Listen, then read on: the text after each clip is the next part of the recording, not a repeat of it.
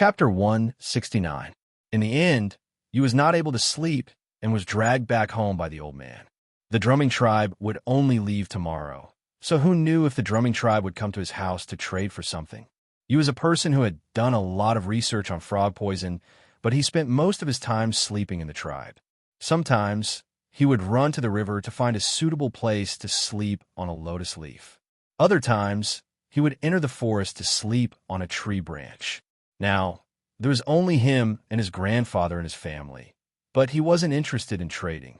He wanted to go out of the tribe to play, but the old man wouldn't let him. Xiao Xian did not have other things to do. He was not interested in pottery and coarse linen, so he simply wanted to talk to you about the frog poison. Since he was very knowledgeable about frog poison, he naturally knew how to use it. It would be great if the traps could be improved because of this. Since he was bored, he chatted with Xiao Xian. Like many Pooh tribe people, you also felt that the drumming tribe people were really stupid. Other than stone tools, they also liked to buy impractical things. If I had so many water moonstones, I would trade for a lot of food or some suitable materials and tools. When I was hungry, I would eat, and when I was full, I would go out to play. You said, you also used frog poison to make traps and catch wild beasts.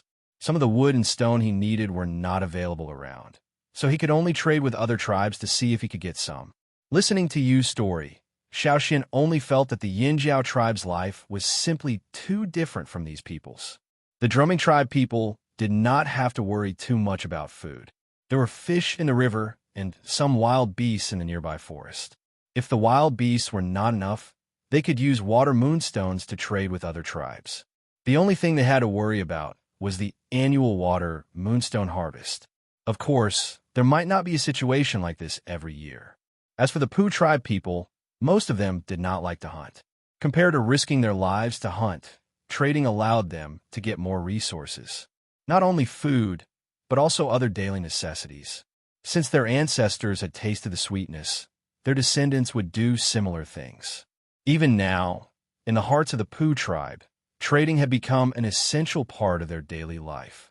Except for the teams that had to travel far, most of the people in the Pooh tribe only needed to stay in the tribe and wait for the other tribes to come and trade.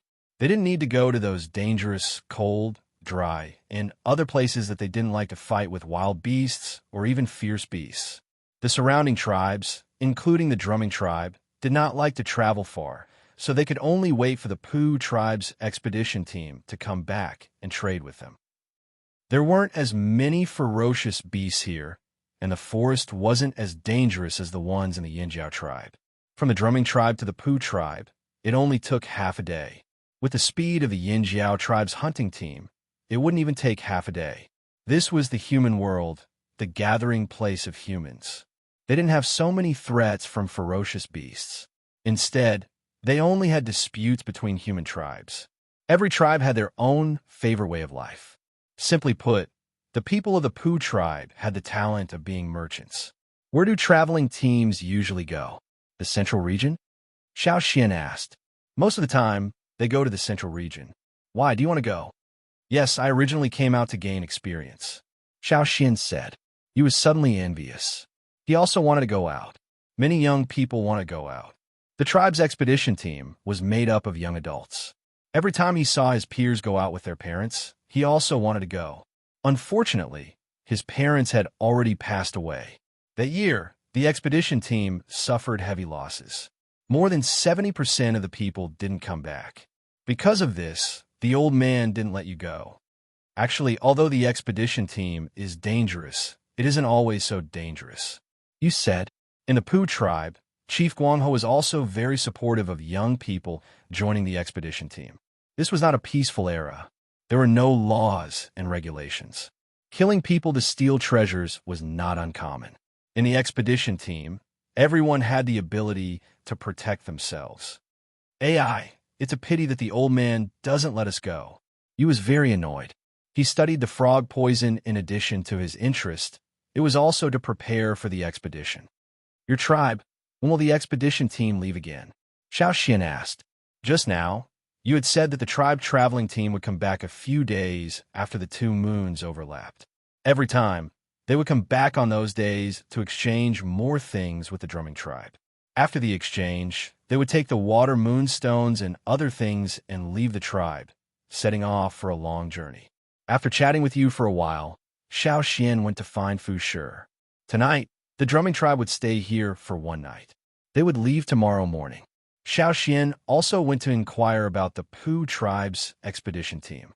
In the expedition team, they could bring some people from other tribes, but they had to pay extra water moonstones. Xiao Xian didn't care about this, as long as he could follow.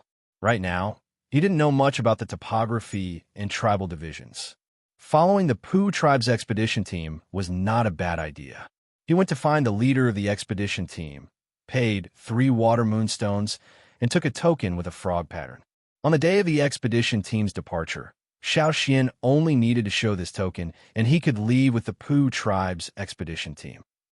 Hearing that Xiao Xian wanted to join the expedition team, Fu Shi didn't understand. They felt that waiting here was more cost-effective. When the Pu tribe people brought the things over, they only needed to exchange water moonstones. Why should they follow, giving away 3 water moonstones for nothing? But thinking about it, Xiao Xian came out to gain experience. Fu Shi was relieved. He didn't continue to persuade him, but his heart still maintained his own thoughts. The next day, the drumming tribe people prepared to leave. Fu Shi looked at his rattan basket full of things and was very happy. In addition to the necessary stones, stone tools, and so on, there was also good-looking pottery and a piece of linen from the central region. When he went back, he would probably attract the envy of others. Thinking of this, Fu Shi couldn't help but laugh a few times. He felt that this trip was really worth it. But in the short term, he wouldn't come here to trade. When it was almost winter, he would come back to trade for some food. We'll go back first. Xiao Xian, if you come back, remember to come to the drumming tribe to find us.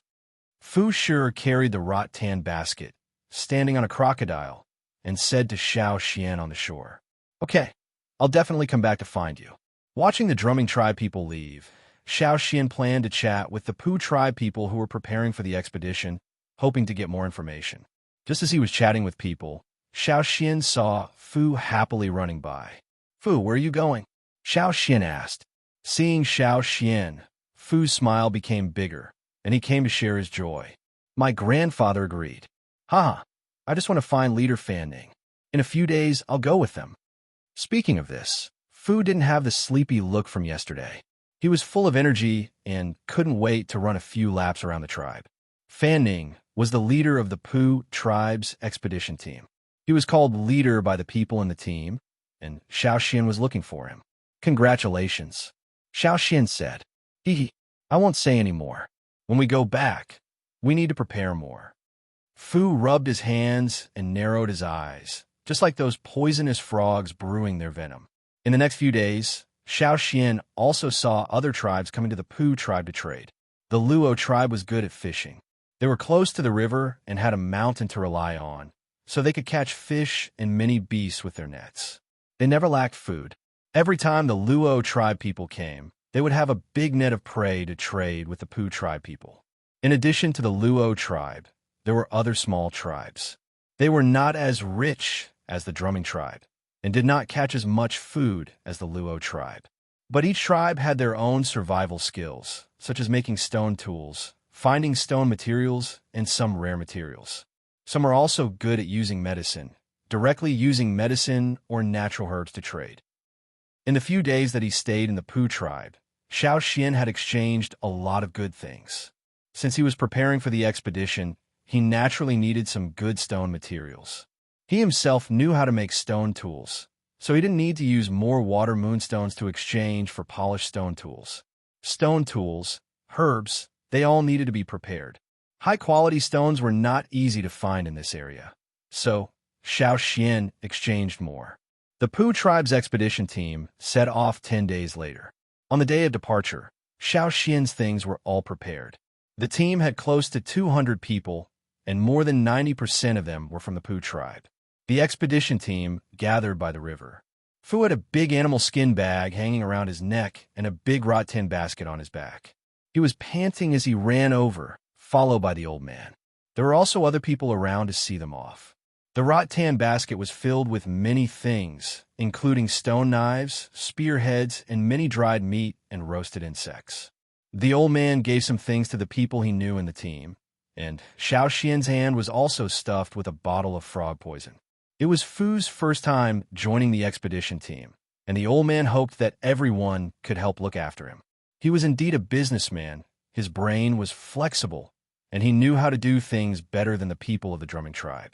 Xiao Xian thought.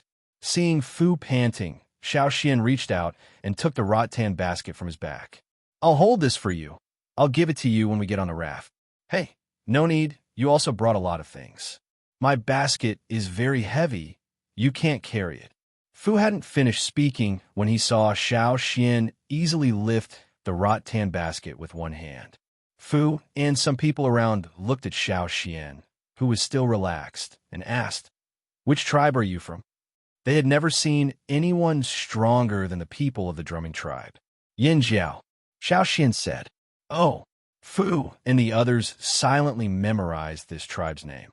Xiao Xian smiled, then took the things and jumped onto the raft with the others. The shaman gave Xiao Xian some tasks. Because of natural and man-made disasters, the Yin Jiao tribes were divided, and the one on the other side of the river was only one of the divisions. What Xiao Xian needed to do was to find another Yin Jiao tribe. Only, until now, he hadn't heard anything about Yin Jiao. The shaman gave a stone card to Xiao Xian, and also drew a totem pattern on Cha-Cha's feet. He didn't want Xiao Xian to hide anything. If the world had already forgotten about the Yin Jiao tribe, then everyone would remember this name.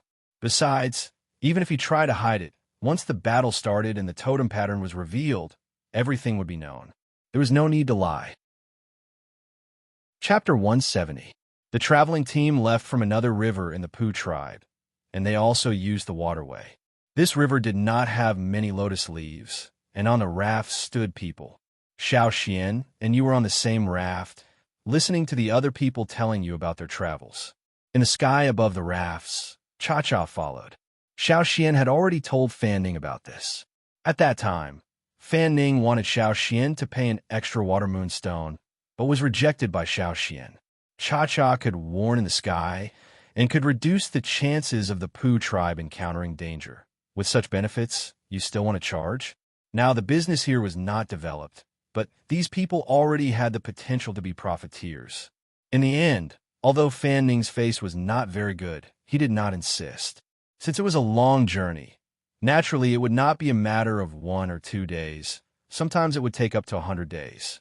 Probably because there were more human tribes in this area, it was not as dangerous as the hunting area on the other side of the river. Sometimes they would encounter some trouble from underwater or harassment from other tribes, but overall, it was still peaceful and safe. Because of their frequent travels, the people of the Pu tribe were very clear about which waterway was safer and which direction was less troublesome. Xiao Xian also memorized these routes in his heart, and when he was free, he would draw these on animal skin to complete the map. If one day the Yin Jiao tribe on the other side of the river came back, they would need these maps. Nearly 1,000 years had passed, and the changes were very big. This place was completely different from what the ancestors had recorded. As they moved forward, the river became wider and wider. Near the river, there would always be some traces of human activity. Listening to the people beside them, there was a small tribe not far ahead, but that small tribe did not like to interact with people from other tribes. They were also reclusive, and when they saw people from other tribes, they would avoid them or throw stones and wooden arrows. The Pu tribe was very unhappy with this, but they would not delay the travel speed because of this. Be careful. The person beside them, who had many years of travel experience, reminded them. On the shore in front, there were a few women wearing animal skin washing things. When they saw the raft team, they quickly dragged their things and ran. When the wooden raft team passed by, some arrows were shot from the forest on the slightly higher ground on the shore. This kind of strength was nothing to Xiao Xian or even to the warriors of the Yin Jiao tribe. They could easily catch it and break it. However, if there were a lot of such arrows, it would be annoying. The people of the Pu tribe used their wooden shields to block the incoming arrows. Xiao Xian used his blade to cut down the arrows. If it was a big tribe, maybe the Pooh tribe would take a step back and communicate with them.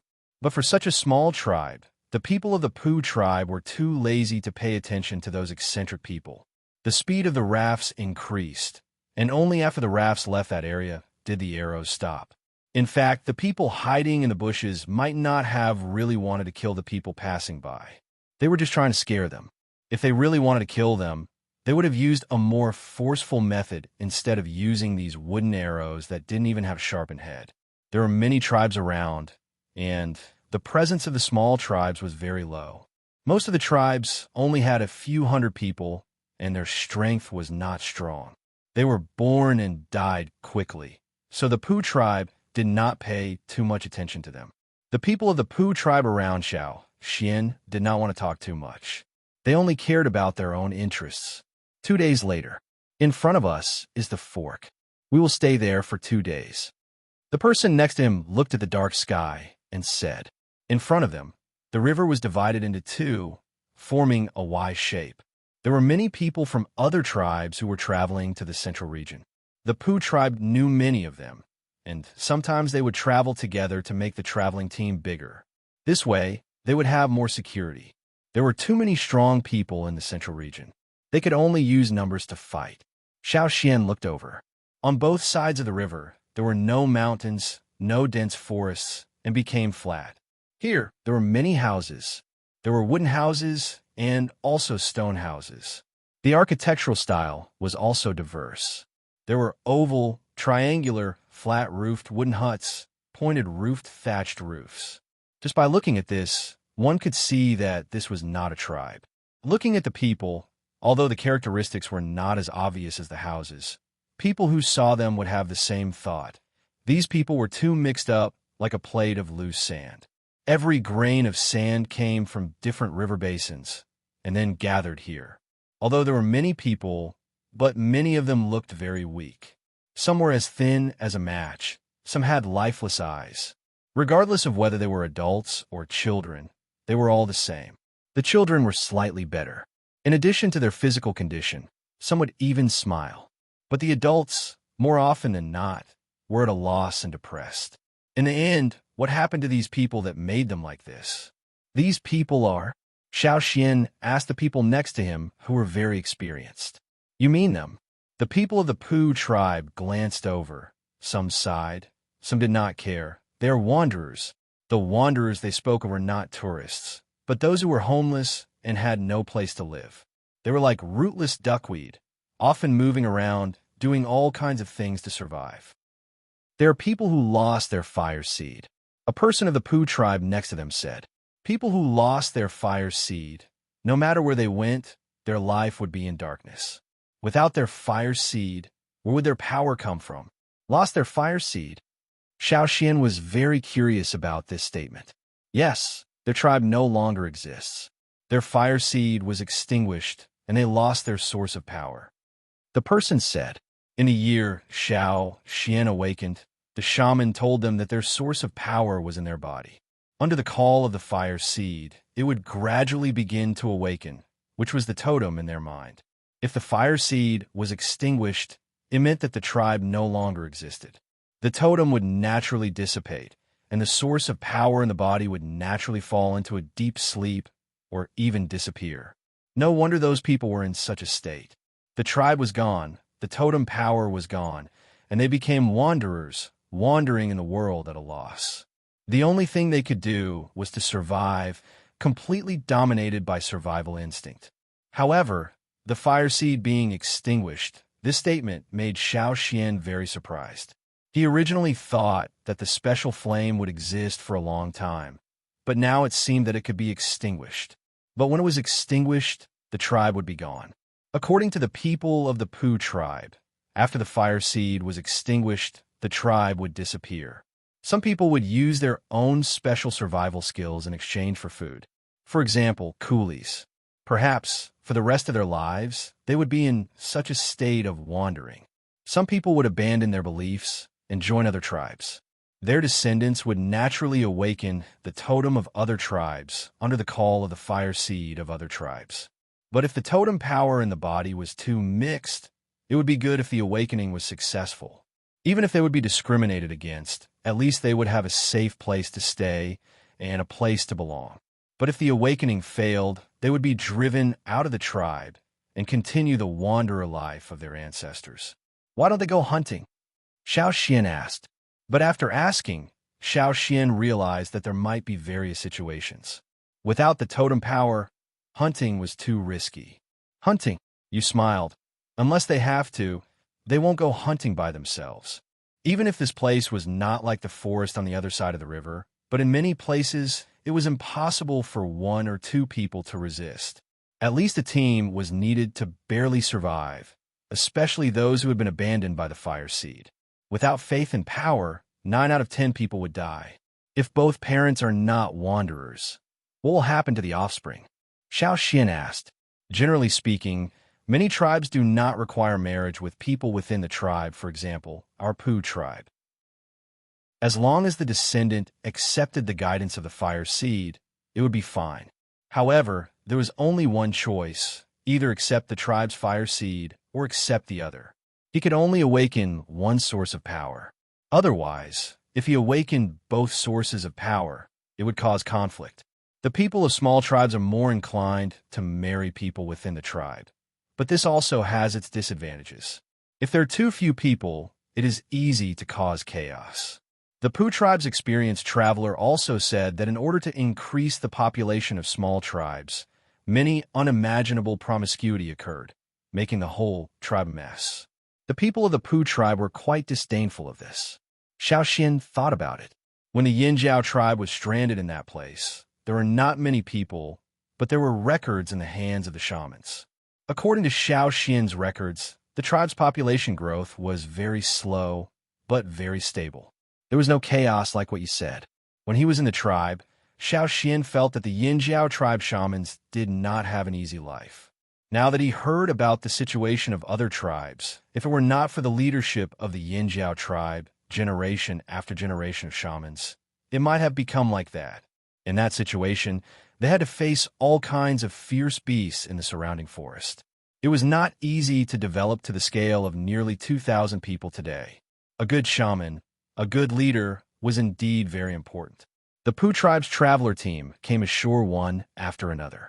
Xiao Xian saw a small team of 10 people quickly come over to help the Pu tribe's rafts carry things and look after the rafts on the water. There was also a person holding a whip and staring fiercely at them. Who are they? Xiao Xian asked the person next to him. You mean them? It was the same words as before, but this time the Pu tribe's people's eyes were no longer indifferent or sighing, but with extreme contempt, heavily said, "Those are slaves." Xiao Xian's eyelids jumped. At this time, Xiao Xian only heard a presumptuous laughter in front of him. The laughter was a bit harsh. Looking up, Xiao Xian saw a man casually draped in a leopard pelt, smiling as he slowly walked over. He was tall and thin, with a pale face, unlike the tan skin of the people around him who were busy working. His eyes were slightly squinted, and he seemed to be laughing happily. But from his eyes flashed a sharp light that told Xiao Xian that this person was not easy to get along with. Ha ha, we meet again. When that person came over, the leader of the traveler team, Fan Ning, quickly went to greet him. Fan Ning, who had always been unhappy with Xiao Xian, was now smiling like a flower and went to talk to the other party. Who is that person? Xiao Xian asked the person next to him. This time the Pu tribe's people's voice was not so loud. Slightly lowering their voice, they said, "He is the master of those slaves." In other words, the person wearing leopard skin was a slave master. Chapter 171. Although Xiao Xian was very curious about the slaves and the slave master, Xiao Xian still had to follow the travel team to settle down first. The slave master had a lot of houses here. At such an intersection, there were a lot of teams coming and going. Every day, there were many people like the Pu tribe's travel team who came here to settle down. He would collect a certain fee. All the work was done by the slaves. But Xiao Xian found that the slaves were despised by the Pu tribe. Although their health was also very poor, compared to the wanderers, they had something more. Right, strength, it was strength. The slaves had more strength than the wanderers. It was not necessarily strength. It could be something else, speed, or reaction, or something else. Some of the slaves were in pain. Some were numb. They turned a blind eye to the disdain around them. Becoming a slave meant abandoning all the beliefs of the past. From now on, he only believed in one thing, his master. The night was getting darker. Fan Ning did not tell the slave master that he still needed to arrange the team. The temporary place to settle down was not very good. The space was small, and everyone was squeezed inside. This was better than feeding the mosquitoes by the river. Moreover, at night, it was not safe outside. They might be killed by the wanderers if they went out. It was said that some crazy wanderers would even eat people when they were hungry. Although they were not afraid of them, it was always good to be on guard.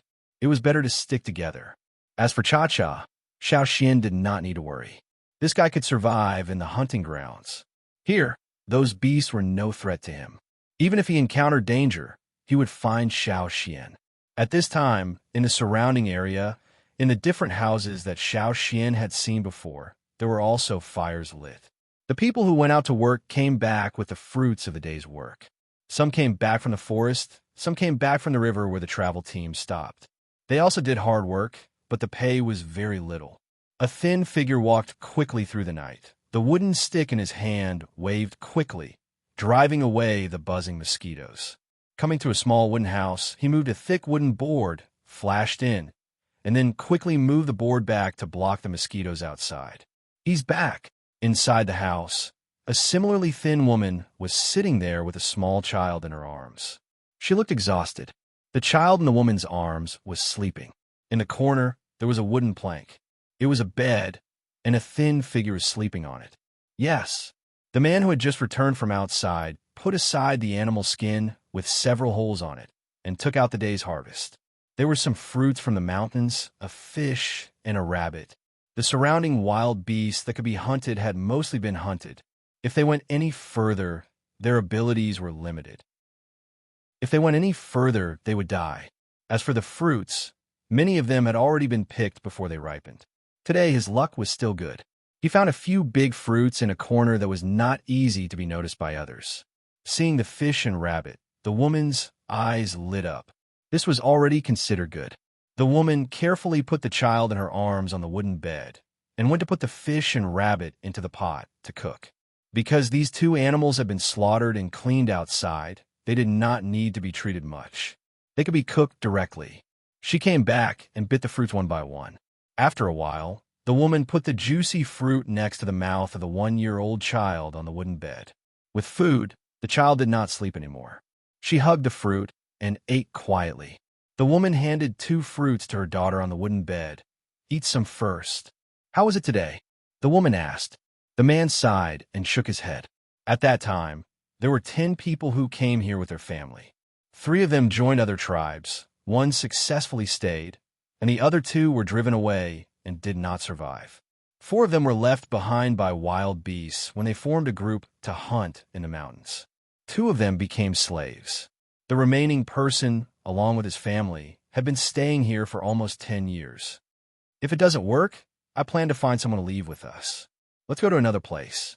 I've already talked to them today. The man said. As he was speaking, the wooden plank blocking the door was slapped. Yin Shuo, open the door. Hearing this voice, the man's tight muscles relaxed. He put down the stone knife in his hand, stood up, and moved the wooden plank away. The person who came in was shorter than Yin Shuo. He was even skinnier than Yin Shuo, like a bag of bones. His eyes were bloodshot, and his breathing was rapid, as if he was making some kind of decision. What's wrong? Yin Shuo asked. The other person came in and suddenly raised his head. Because he was too emotional, the expression on his face was somewhat distorted. Yin Shuo, I plan to go there. Saying this, the person looked in a direction. Yin Shuo's eyes widened in surprise. I really can't take it anymore. Today I met them, and they have strength again.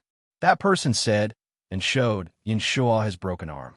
This arm, according to the current situation, would not be able to recover in a short period of time. Yin Shuo knew who they was referring to. It was the people who came here with him and became slaves. And the direction that the person in front of him was looking at was the place where the slaves were. Yin Shua opened his mouth, but did not know what to say. Originally, he thought that everyone would leave together, find a better place, and work hard to survive. But he did not expect that the other party had already given up and could not endure anymore. The feeling of having no strength really made people despair. "Okay, I'm leaving." That person walked to the door and stopped. With his back facing Yin Shua, he slightly tilted his head. "Make your decisions soon. Also, don't think about those impossible things anymore." After that person left, Yin Shua sat there quietly, looking at the fire in the bonfire, and did not speak. When his eyes stared at the bonfire, the muscles on Yin Shua's face twitched twice, and the veins on his not-so-thick arm could be clearly seen. The strangest thing was that the lines that appeared on Yin Shua's face were not clear. If Xiao Xian was here, he would definitely recognize that these were the totem lines on the faces of the Yinjiao tribe's totem warriors. Only, compared to the totem warriors of the Yinjiao tribe, the totem lines on Yin Shua's face were not clear and not stable. Sometimes they were slightly clear, and sometimes they were completely hidden. And on his naked upper body and arms, there were no lines. Yin Shua had always felt that his strength should be far more than this. But because he was a wanderer, he did not have a fire seed, so he could not become a true totem warrior. He knew that his ancestors were from the Yinjiao tribe.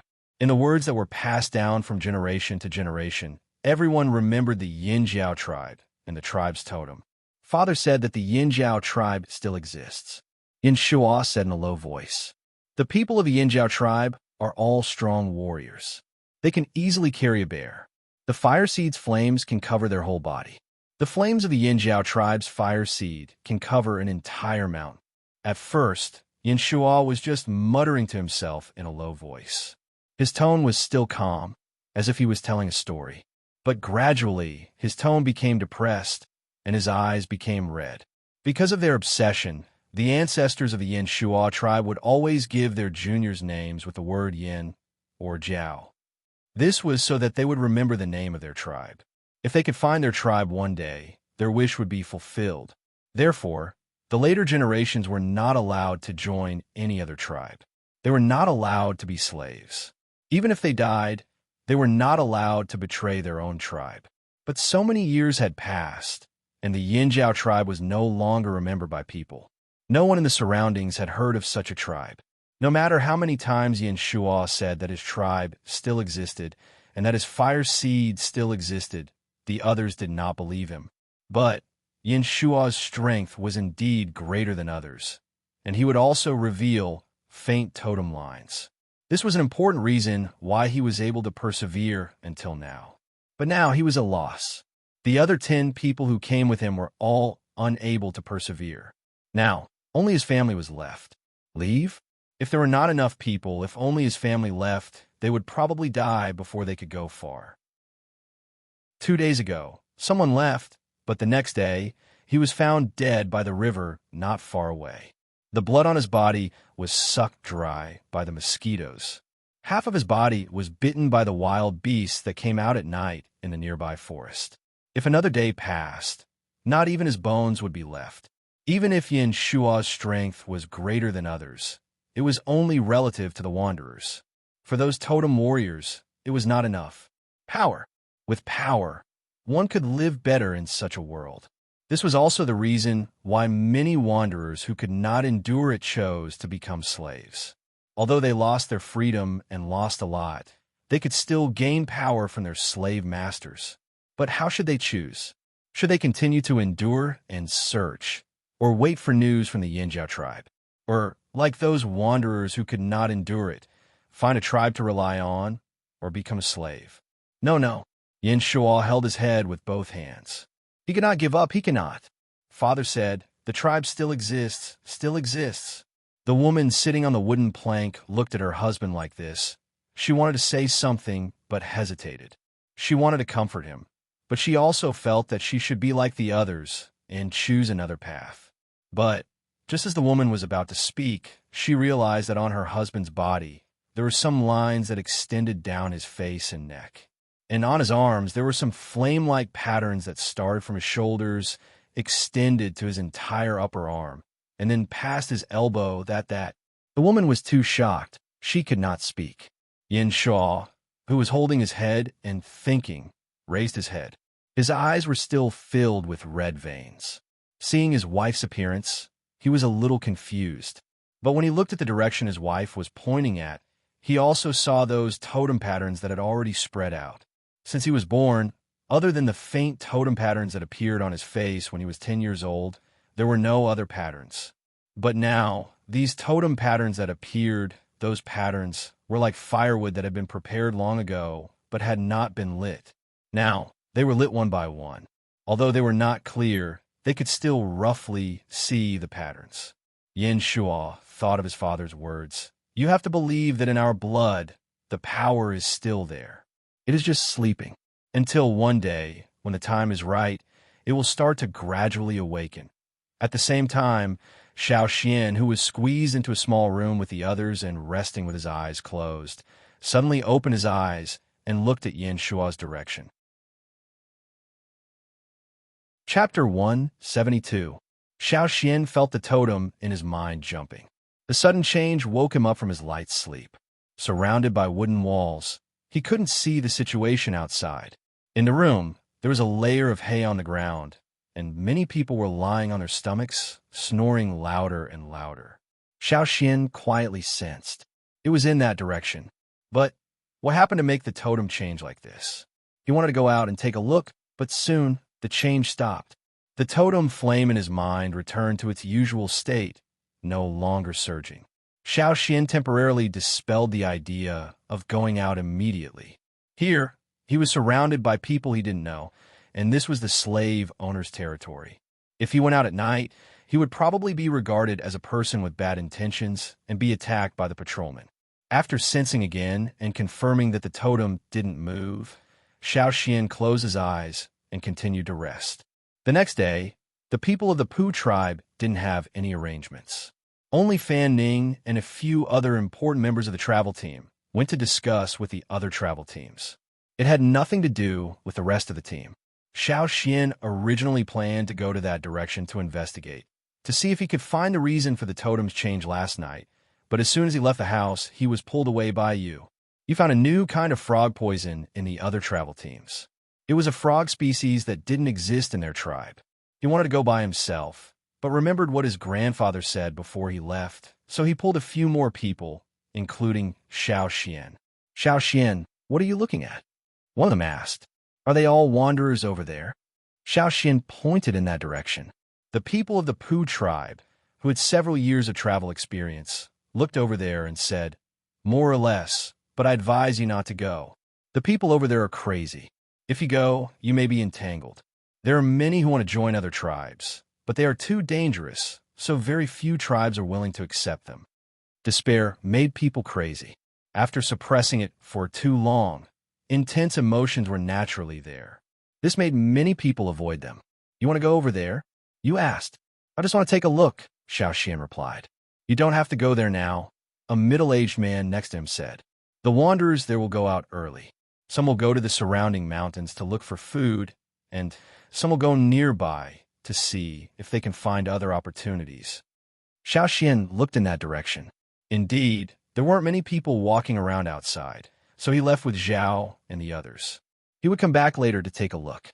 Not long after Xiao Xian and the others left, Yin Shuo moved away the wooden planks in front of the house where the wanderers gathered. There was exhaustion on his face, but he was in a good mood. Compared to his eyes that were like stagnant water in the past, there was a glimmer of light in his eyes now.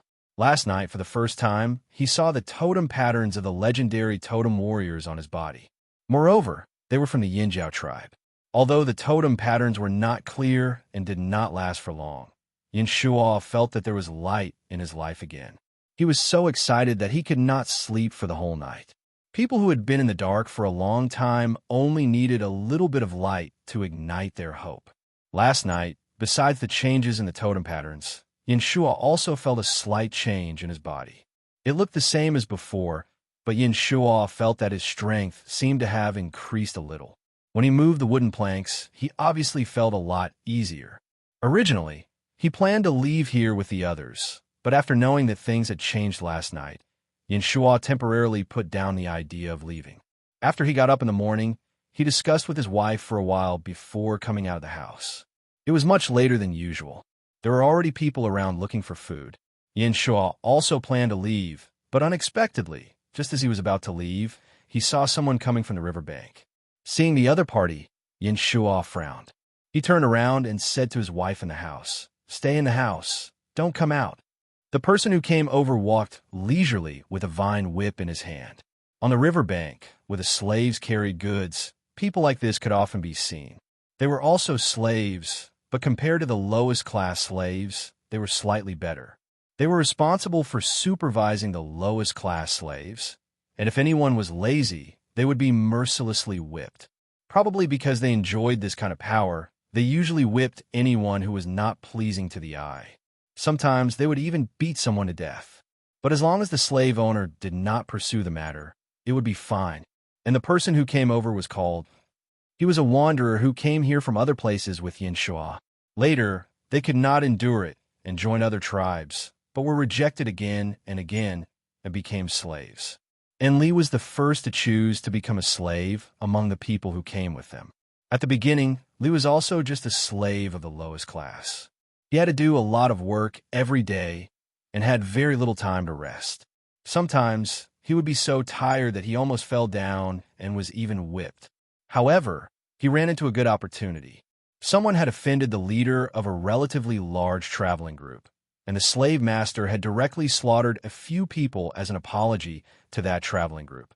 It was at that time that Ruthless was promoted to the position of slave master. After becoming a slave, they could obtain new strength from a slave owner. And as they were promoted, they could obtain more resources and strength from the slave owner, and naturally their strength would also increase. The person who came to find Yin Shua last night had his arm broken and his body full of injuries caused by Li. Maybe it was to show off his power, or maybe it was because of some personal grudges. He was ruthless towards his former companions. If it was not because there was something at the riverbank and they had to go over immediately to deal with it, that person would have died long ago. Among the people who came, some left, some died, and some were injured. Other than Yin Shua's family, the last person could not withstand the pressure last night and chose to become a slave. Now, only Yin Shua was left. They held a long vine whip and walked towards Yin Shua step by step, with a sinister smile on his face. If he was also a slave of the slave owner, he might not dare to kill him directly.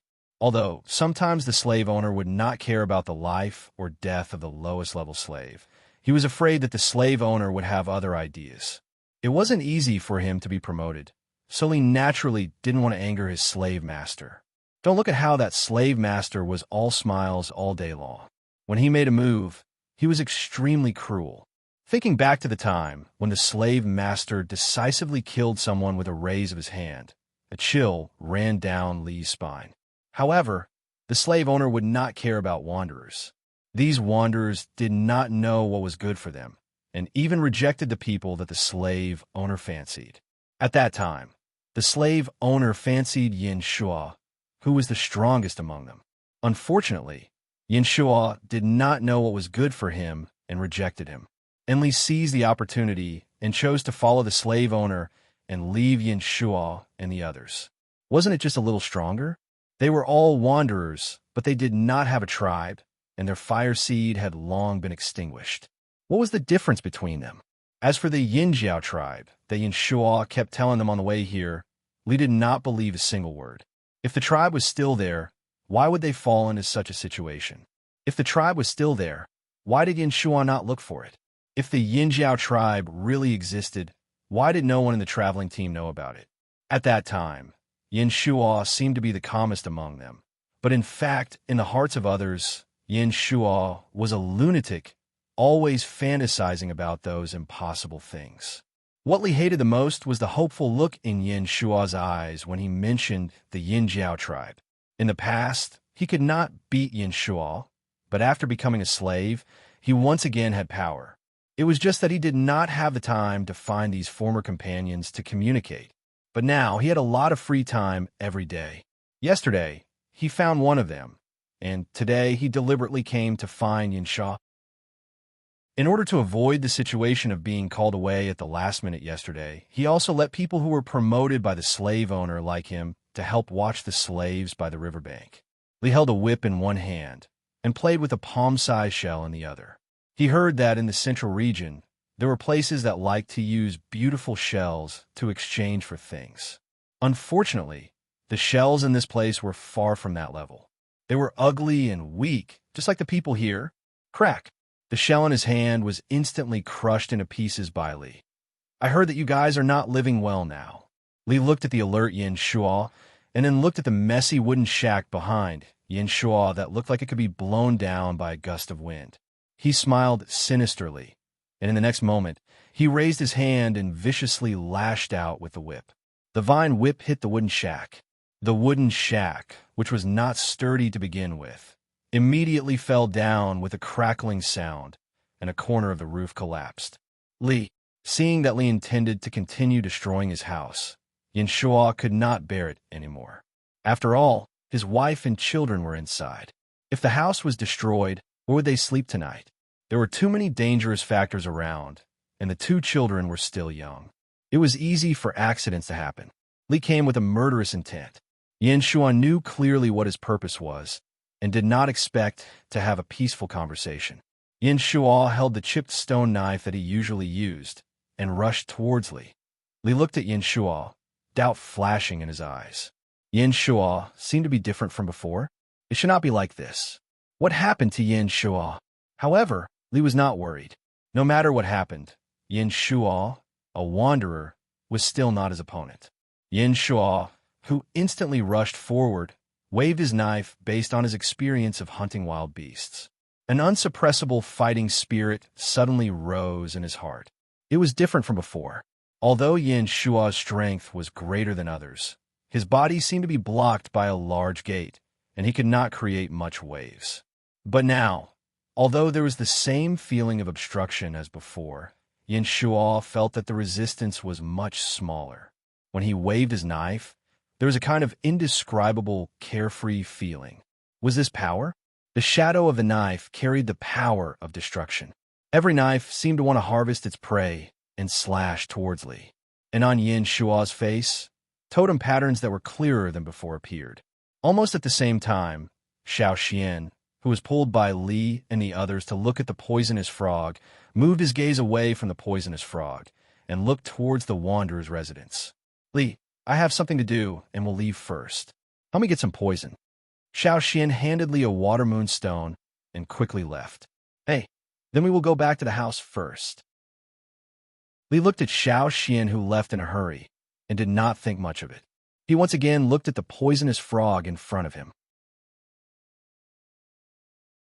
Chapter 173. Li originally thought that he only needed one hand to cripple him, but he didn't expect that Yin Shuo would suddenly explode with power that was different from before. Even the speed at which he swung his sword was much faster. This made Li have no choice but to take out the stone sword at his waist to block.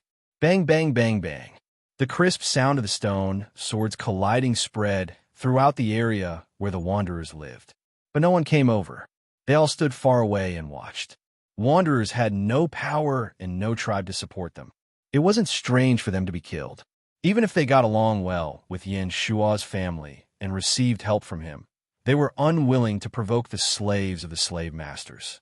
However, what surprised everyone was that the totem tattoo on Yin Shuo's face wasn't there just now. It appeared during the battle and wasn't drawn on purpose. It was different from those scammers who pretended to be totem warriors. Although it was much fainter compared to totem warriors, it still surprised the surrounding people. The explosive power collided with the stone swords. Debris flew from the swords, hitting Li's face until he felt a stinging pain. Looking at Yin Shuo again, his face was also scratched by the debris, but he didn't seem to feel it. Instead, he became braver and fiercer. Feeling the numbness on his wrist, the killing intent in Li's eyes became stronger and stronger. Fortunately, he came today. He didn't know what method Yin Shuo used to increase his power. If he waited a little longer, he might become even stronger. At that time, it would be difficult to kill him. Fortunately, although the current Yin Shua's power had increased, it was still not enough. Bang! The stone swords used by the two were not of the best quality. In addition to Yin Shua's explosive power just now, he attacked fiercely again and again. In the end, the two swords broke. The stone sword in Li's hand was the first to break. The stone sword in Yin Shua's hand also had obvious cracks. With one more strike, the stone sword would break. They couldn't be used anymore. After a short confrontation, the two separated. The surrounding wanderers who were watching were very surprised. After all, wanderers didn't have much power, and Li was promoted by the slave masters. But that Yin Shua, who was usually inconspicuous, was actually so strong.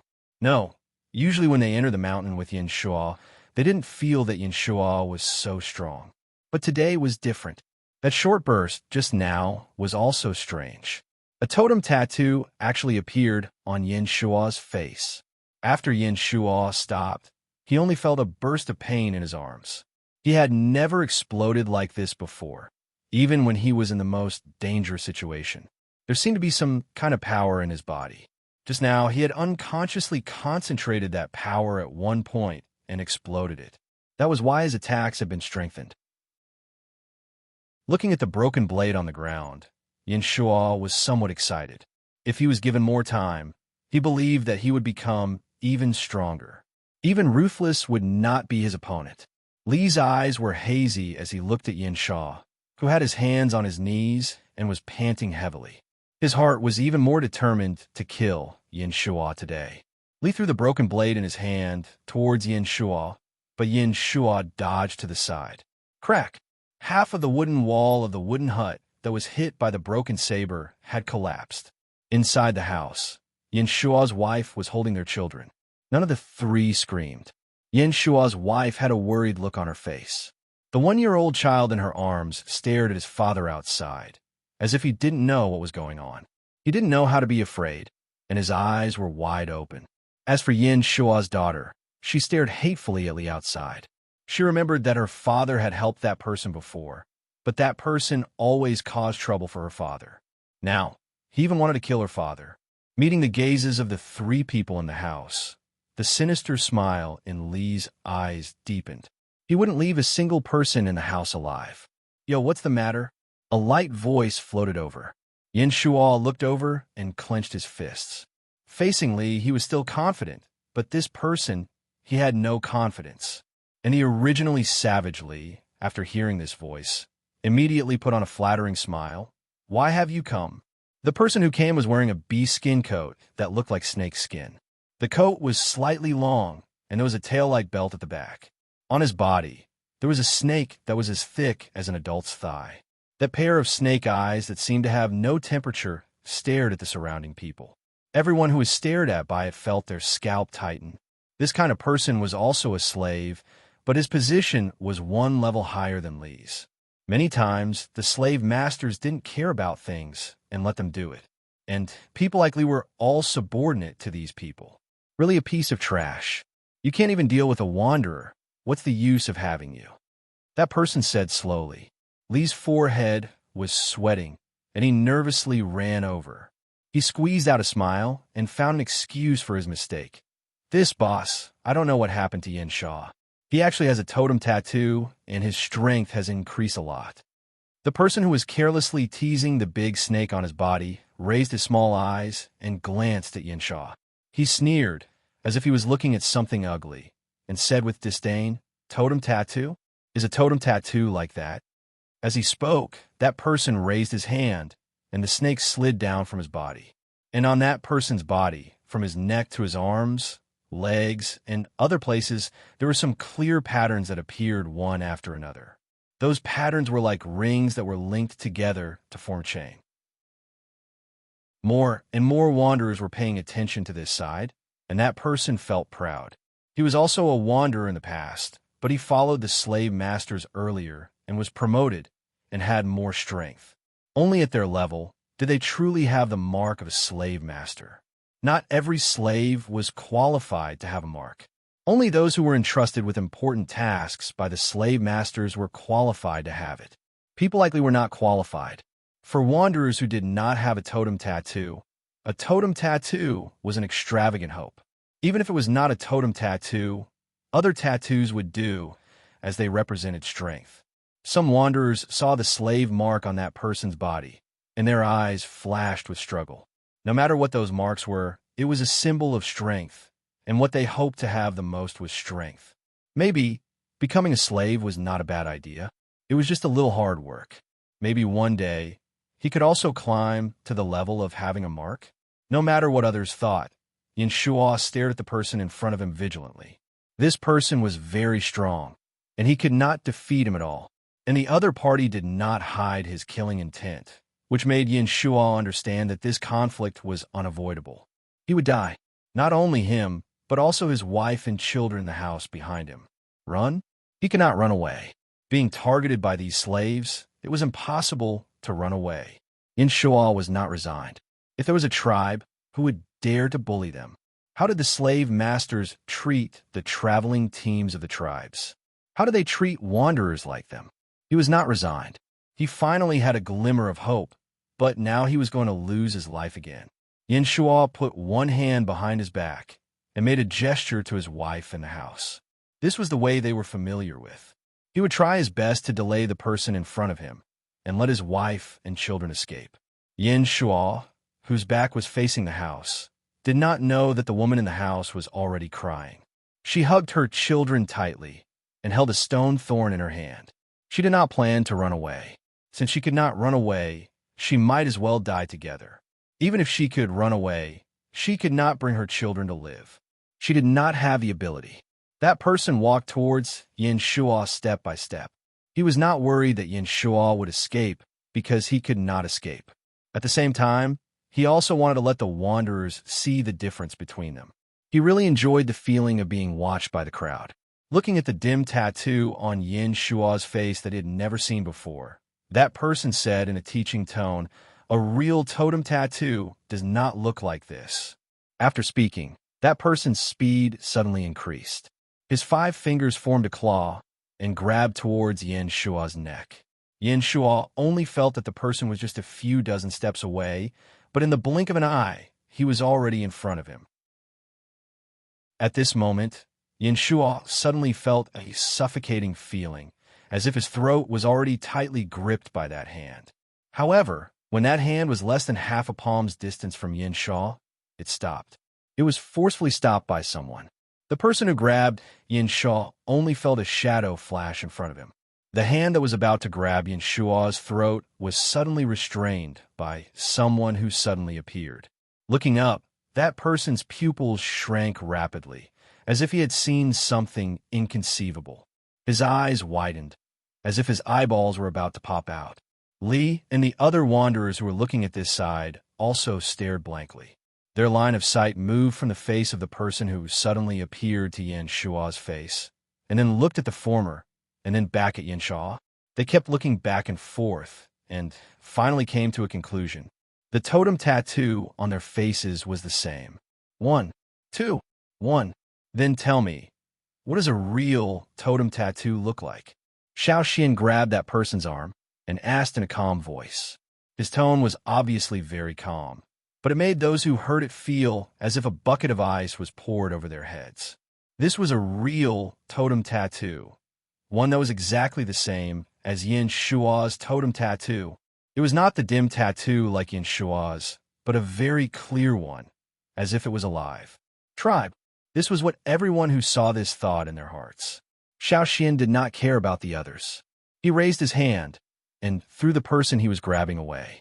After the other person stood firm, he walked towards that person step by step, just like how that person had treated Yin Shuo at the beginning. Wherever Xiao Xian stepped, he left a deep footprint. With every step, the dust and gravel on the ground would be shaken up. No, that person wanted to say something, but Xiao Xian suddenly sped up. In the blink of an eye, he was in front of that person. He did not hold any stone tools in his hands, but like a hard stone axe, he fiercely smashed towards that person. Because of the totem power, the flame-like totem tattoo on his exposed arm spread to his elbows, making it extremely conspicuous. That person simply did not have the time to speak or be surprised. He instinctively crossed his arms and raised them above his head, intending to forcefully resist this fierce attack. A loud bang sounded in the air. That person was unable to resist Xiao Xian's sudden attack. His legs were unable to withstand such a violent force, and after bending, he knelt on the ground. Where his knees hit the ground, a deep mark was left on the ground. His two arms, in this short period of time, also let out the sound of bones breaking. The snake that was following that person previously shot toward Xiao Xian, opening its mouth to reveal two long, sharp fangs. This was poisonous, extremely poisonous. However, Xiao Xian acted as if he did not see it and did not react to the snake's attack. Yin Shuo was so anxious that he wanted to rush over, but he saw a shadow gliding down from the sky and flying up again, taking away that extremely dangerous snake with it. Li raised his head to look at the sky and was met with a face full of snake blood. Ha! The snake's head was thrown down. Not bothering to wipe away the snake blood on his face, Li looked at the snake's head that had rolled to his feet. Suddenly, he felt weak all over, and his legs went soft. Whoosh! A figure that was much taller than a human flapped its wings and landed on the ground. The snake that was usually rampant had already lost its head, and its remaining body was being torn apart by the large bird. The sharp bird claws easily tore the snake's flesh off, opening its stomach and causing snake blood to splatter everywhere. Probably because they had experienced the humiliation of being dragged down from the sky by a snake, the creatures that Cha-Cha hated the most were snakes. They were also merciless in tearing them apart. Yin Shuo looked at the young man who had saved him. The totem tattoo on his arm was exactly the same as the one that had appeared on his arm last night. Looking at the large bird that had just landed, on the claws that were tearing apart the snake's body, a clear pattern was imprinted into Yin Shuo's vision, causing his breathing to become heavy. Tribe, the totem of the Yin Jiao tribe. Yin Shuo only felt that the blood in his entire body was boiling, and his whole body was trembling. He turned around and looked at the young man that he had just met for the first time today, walking over step by step. Xiao Xian came in front of Yin Shuo, grinned, and said, "Let me introduce myself. I am Xiao Xian from the Yin Jiao tribe." Chapter 174. The Yin Jiao tribe. Many of the people who lived in the Wanderer area were familiar with Yin Shuo. They had hunted together in the mountains, so they naturally heard Yin Shuo mention the Yin Jiao tribe. However, at that time, they all thought that Yin Shuo was crazy and did not face reality. Even if the Yin Jiao tribe still existed, it would only be a small tribe. The emergence and extinction of small tribes happened every day. Even if the Yin Jiao tribe Yin Shuo mentioned was still there, it would not last long, right? However, now it seemed that it was not what they had imagined. How could a young man from a small tribe have such power? Almost effortlessly, the slave with the snake, who had caused them countless troubles, was beaten to the ground, unable to move. How could a small tribe have an eagle that was much bigger than a man? Looking at the big snake that had been torn to shreds, one could tell that this eagle was not just big. Its claws could directly nail a person to death. Tribe, what an enviable word. They had thought that Yin Shuo's family would be killed by the slave today, but they did not expect the situation to be reversed. With a tribe, there was a place to belong. Their flame was still there. Yin Shuo's bitter days were over. Yin Shuo naturally knew what the others knew. However, things happened too suddenly, and he did not know how to react. Since he was very young, he had dreamed that one day he could return to the Yin Jiao tribe that his ancestors talked about. Every time he fought alone, he would think, what kind of place was the Yin Jiao tribe? How were the people there? Was the tribe big? Were the totem warriors strong? Now, he looked at the person in front of him who was much younger than him, who had solved the problem with just a lift of his hand, and then looked at the big bird that was tearing the snake meat. He was so excited that he choked with emotion and did not know what to do. Xiao Xian looked past Yin Shuo and looked at the three people in the house. They were Yin Shuo's wife and children. Then he looked at the small wooden house that was about to collapse. He sighed in his heart. It seemed that this clansman did not have a good life. Moreover, he was a wanderer. Since they were wanderers, it meant that the Yinjiao tribe he was looking for was not here. Xiao Xian did not know what had happened to the other branch, but now was not the time to ask about it. Taking out some jerky from the animal skin bag, Xiao Xian stuffed it into Yin Shua's hands. Looking at the three people in the house, Xiao Xian signaled Yin Shua to go and comfort his frightened wife and children. They could no longer stay in Yin Shua's wooden hut. However, Xiao Xian had the water moonstones in his hands. As long as they paid a little more, they would be able to solve this problem. As for the future, what to do in the future, he would have to discuss it with Yin Shua later. Yin Shua's hands trembled as he held the jerky that Xiao Xian had given him. He walked into the house absent-mindedly and almost tripped over the fallen wooden wall. Yin Shua's wife had already wiped away the tears on her face. She held Yin Shua's hands tightly and said happily, "It's really here. The Yin Jiao tribe is really here." Because their ancestors were all wanderers, Yin Shua's wife had never thought of joining a tribe. Her situation was different from Yin Shua's. Their tribe had been exterminated a long time ago, and their fire was truly extinguished. They had become wanderers. But now, Yin Shua could find the Yin Jiao tribe and join it. Naturally, she could also join it. Their difficult days had come to an end. Both husband and wife were very excited. Yin Shua's wife was the first to react. She wanted to let Xiao Xian into the house, but when she thought of the situation in the house, she felt a little embarrassed. She had also seen Xiao Xian's behavior just now. She always felt very restrained when facing Xiao Xian, who was a real totem warrior. "It's okay. Sisters-in-law, you are busy. I will sit by myself for a while." As he spoke, Xiao Xian looked around. He originally wanted to stack 2 planks on top of each other to make a stool, but when he saw the wooden thorns on top of each other, he gave up. His line of sight fell on the riverbank 200 meters away. Xiao Xian's mind turned, and he walked over there.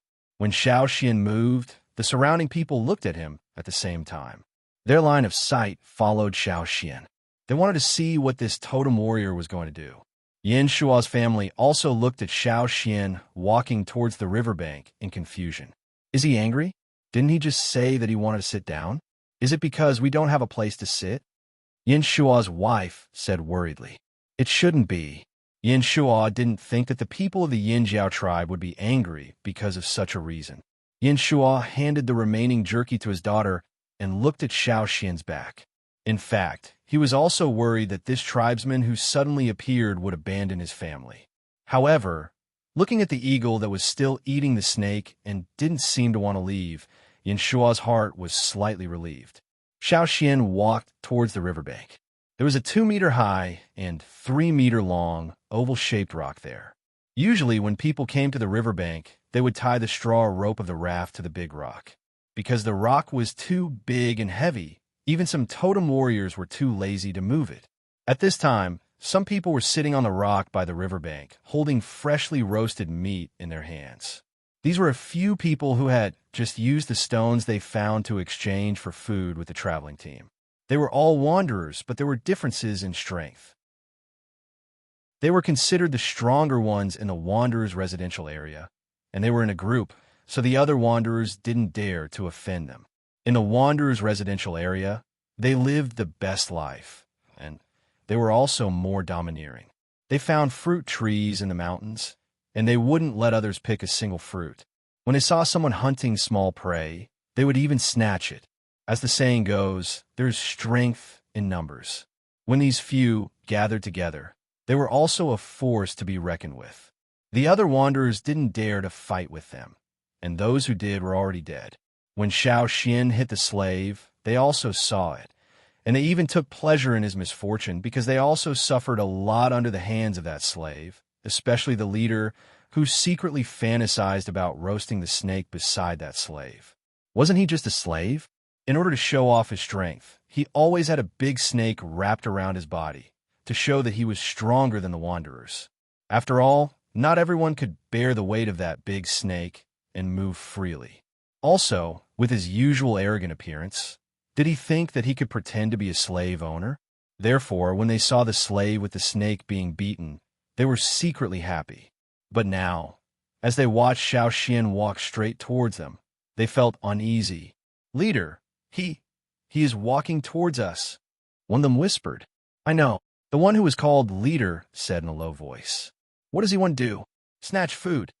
The Wanderer's district usually encountered people snatching food, so the first thing they thought of was naturally this.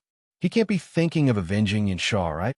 They used to find trouble with Yin Shuo, but because Yin Shuo's strength was indeed stronger than the others, he was a tough nut to crack. Usually, Yin Shuo didn't have any conflicts with them, so they were too lazy to spend more time on Yin Shuo. After finding trouble with him a few times, they ignored him. Looking at Xiao Xian getting closer and closer, the few of them became more and more uncertain. Then, they did the same thing. They took the meat that wasn't cooked from the fire and hurriedly stuffed it into their mouths without caring about the heat. This way, the other party wouldn't be able to snatch it, right?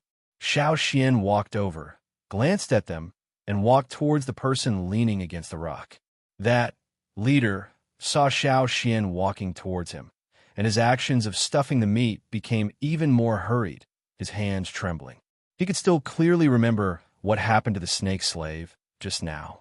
Lowering his head, that Leader didn't dare to look at Xiao Xian. His cheeks were puffed up, and his mouth was full of meat. He didn't even have time to swallow it before he stuffed another piece into his mouth. He was so full that he couldn't even close his mouth. "Excuse me." That Leader heard the voice from above.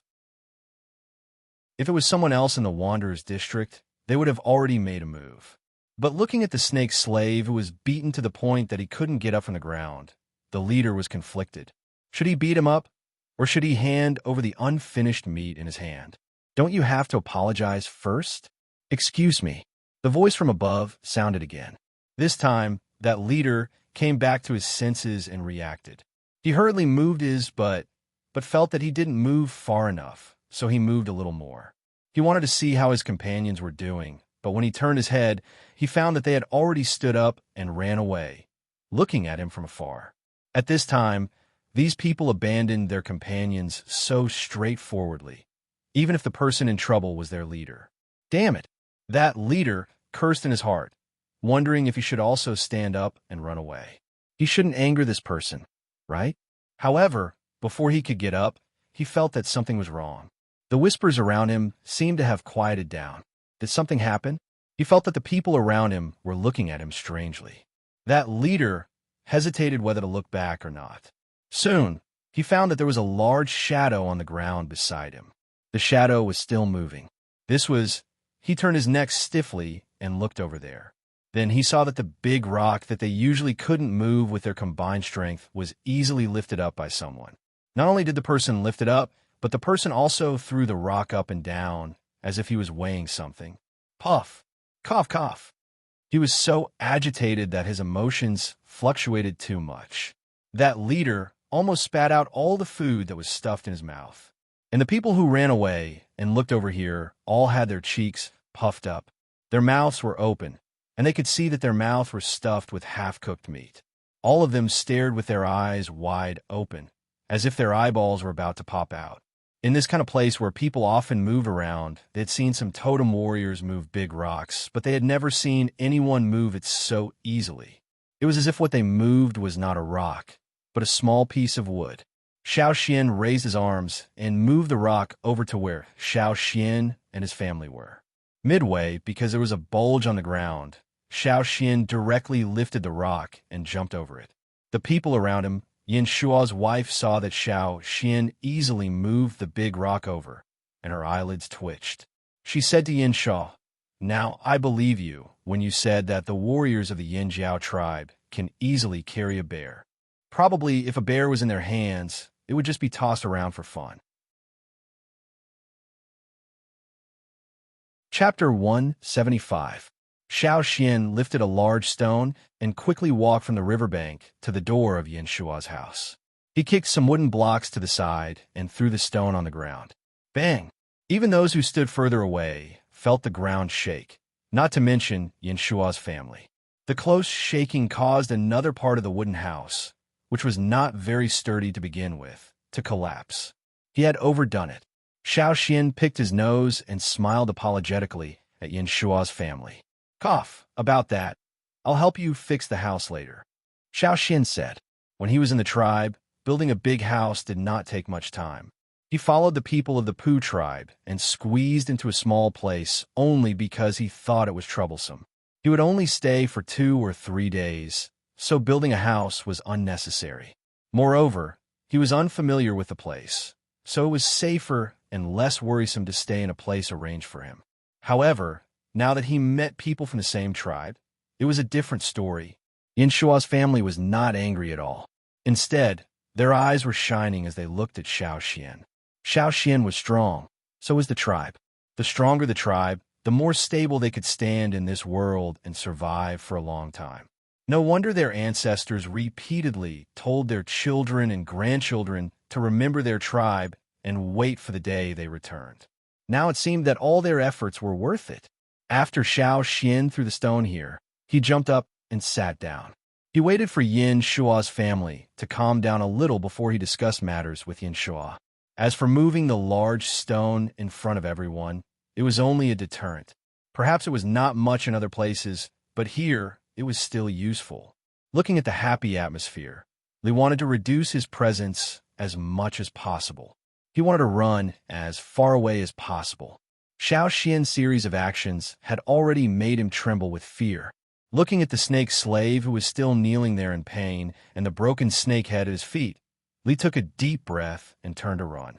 However, just as he turned and took a step, a wooden stick broke through the wind and pierced through his chest. The 2 ends of the wood weren't sharpened, but it still forcefully pierced through Ruthless' chest. Before Ruthless could even sense it, he had already been hit. Kneeling on the ground, Li tried his best to keep his eyelids open, wanting to see who threw the wooden stick at him. But all he saw was a ball of golden light slowly approaching from afar. The so-called golden light was naturally not some special luminous object, but the slave owner wearing the golden fur. Yesterday, Xiao Xian saw that the slave owner was still wearing a black spotted animal skin. Today, he had changed it again. The golden fur reflected the light of the sun, making the slave owner look quite eye-catching. It seemed that this slave owner liked to use this method to show his nobility.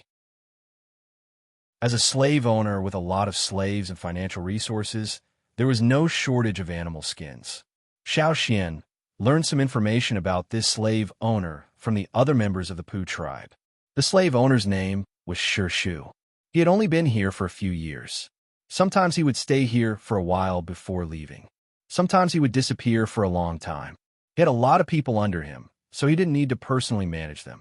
It was said that the leader of the Pu tribe's traveling team had a good relationship with Shu, so he could get some preferential treatment here.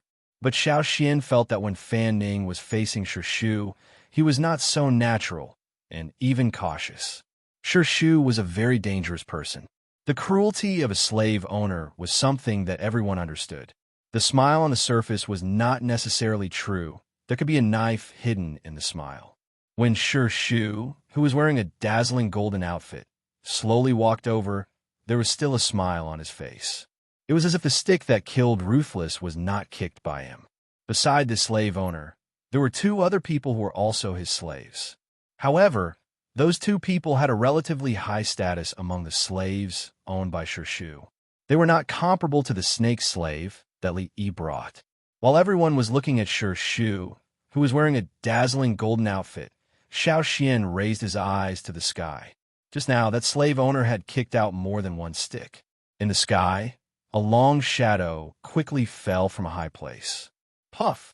The person who had been beaten by Xiao Xian to kneel there, unable to get up, had his throat pierced from behind. He looked at his own blood flowing down the wooden stick, as if he wanted to say something, but his throat could not make any other sound. The chain-like lines that originally appeared on his neck began to disappear from the wound. He raised his arm, wanting to grab the person who walked past him, but found that the distance of less than 5 steps was like a natural moat that could not be touched. He could only watch as that golden ball slowly passed by him. When all the chain-like lines disappeared, the person who often came to the wanderer area to be arrogant powerlessly dropped his hand, no longer breathing. The people around only felt a chill go straight to their heads, and their fear of the slave owner deepened. Xiao Xian looked at the slave owner who was walking straight towards him. He was wearing clothes made of linen, much better than the coarse linen that the Pu tribe had. And on Shi Shu's waist, there was also a very fine polished stone axe hanging from a leather rope. The stone axe was not big, the body was flat, the blade was wide, the curve of the arc was a little big, and the two corners were slightly upturned. There were also some patterns on the body, and it could be seen that those patterns were very carefully carved. And this kind of carefully crafted stone axe was definitely not used for cutting trees. This kind of autocratic primitive weapon looked like a kind of accessory that hung on the body. In addition, Xiao Xian also felt the movement of the power of inheritance from Shi Shu. The slave owner was like the combination of the chief and the shaman in the tribe. He had absolute leadership and some abilities similar to the shaman. It was just that the slaves under him were not as lucky as the warriors in the tribe. Shi Shu looked at Cha-Cha next to him, then turned back to Xiao Xian and said, "Sorry, the slaves below are not obedient." Obviously, the slave owner had understood the whole story, but he did not attack Xiao Xian as other people thought, nor did he apologize as he said. Instead, he watched Cha-Cha eat the snake with great interest. After watching for a while, the slave owner dressed in glittering gold left with his people, as if he had come just to execute the two disobedient slaves. But Xiao Xian guessed that the slave owner's goal was not so. Just now, Shi Shu's eyes stayed on Cha-Cha's feet for a while. Shi Shu's focus should be on the Yinjiao tribe. Could it be that he knew about the Yinjiao tribe? Many slave owners would often travel around the mainland, so maybe he really did know. But, looking at Shi Shu's appearance, he did not intend to say more. Shi Shu left, and the people around him also took away the two slaves who were killed. Only the two pools of blood on the ground told everyone what had happened here. After leaving the Wanderers area, one of the people who followed Shi Shu asked for the vacant position. "If you killed them, you killed them. Just promote another one," Shi Shu said indifferently.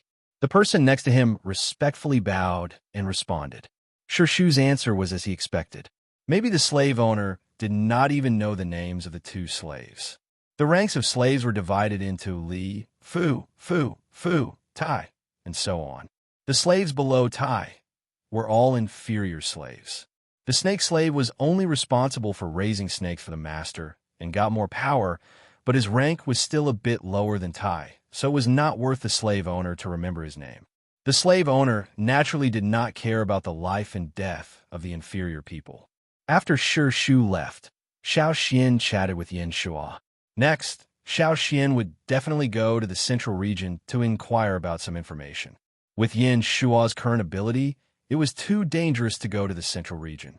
Plus, he still had his wife and children, so Xiao Xian could not bring them all. He did not understand the situation in the central region. He only knew that many people there were very strong. Before the situation was clear, it was not convenient to bring these people. Yin Shua also knew that it was not good for his family to go to the central region, so he wanted to stay. When Xiao Xian came back from the central region, he would follow. Xiao Xian originally intended to let Yin Shua live in another place. The slave owner was not easy to get along with. Yin Shua refused. No need. If the slave owner really wanted to kill people, he would not wait. Just like Li and the others, he would do it on the spot. Since he did not do anything to us, he will not do anything in a short time. Yin Shua still had some understanding of the slave owner. Moreover, I am more familiar with this place. I also know what kind of people are around here. If we change places, it may not be the same. Yin Shua said. Xiao Xian thought about it and agreed. He only knew people from the drumming tribe and the Pu tribe here.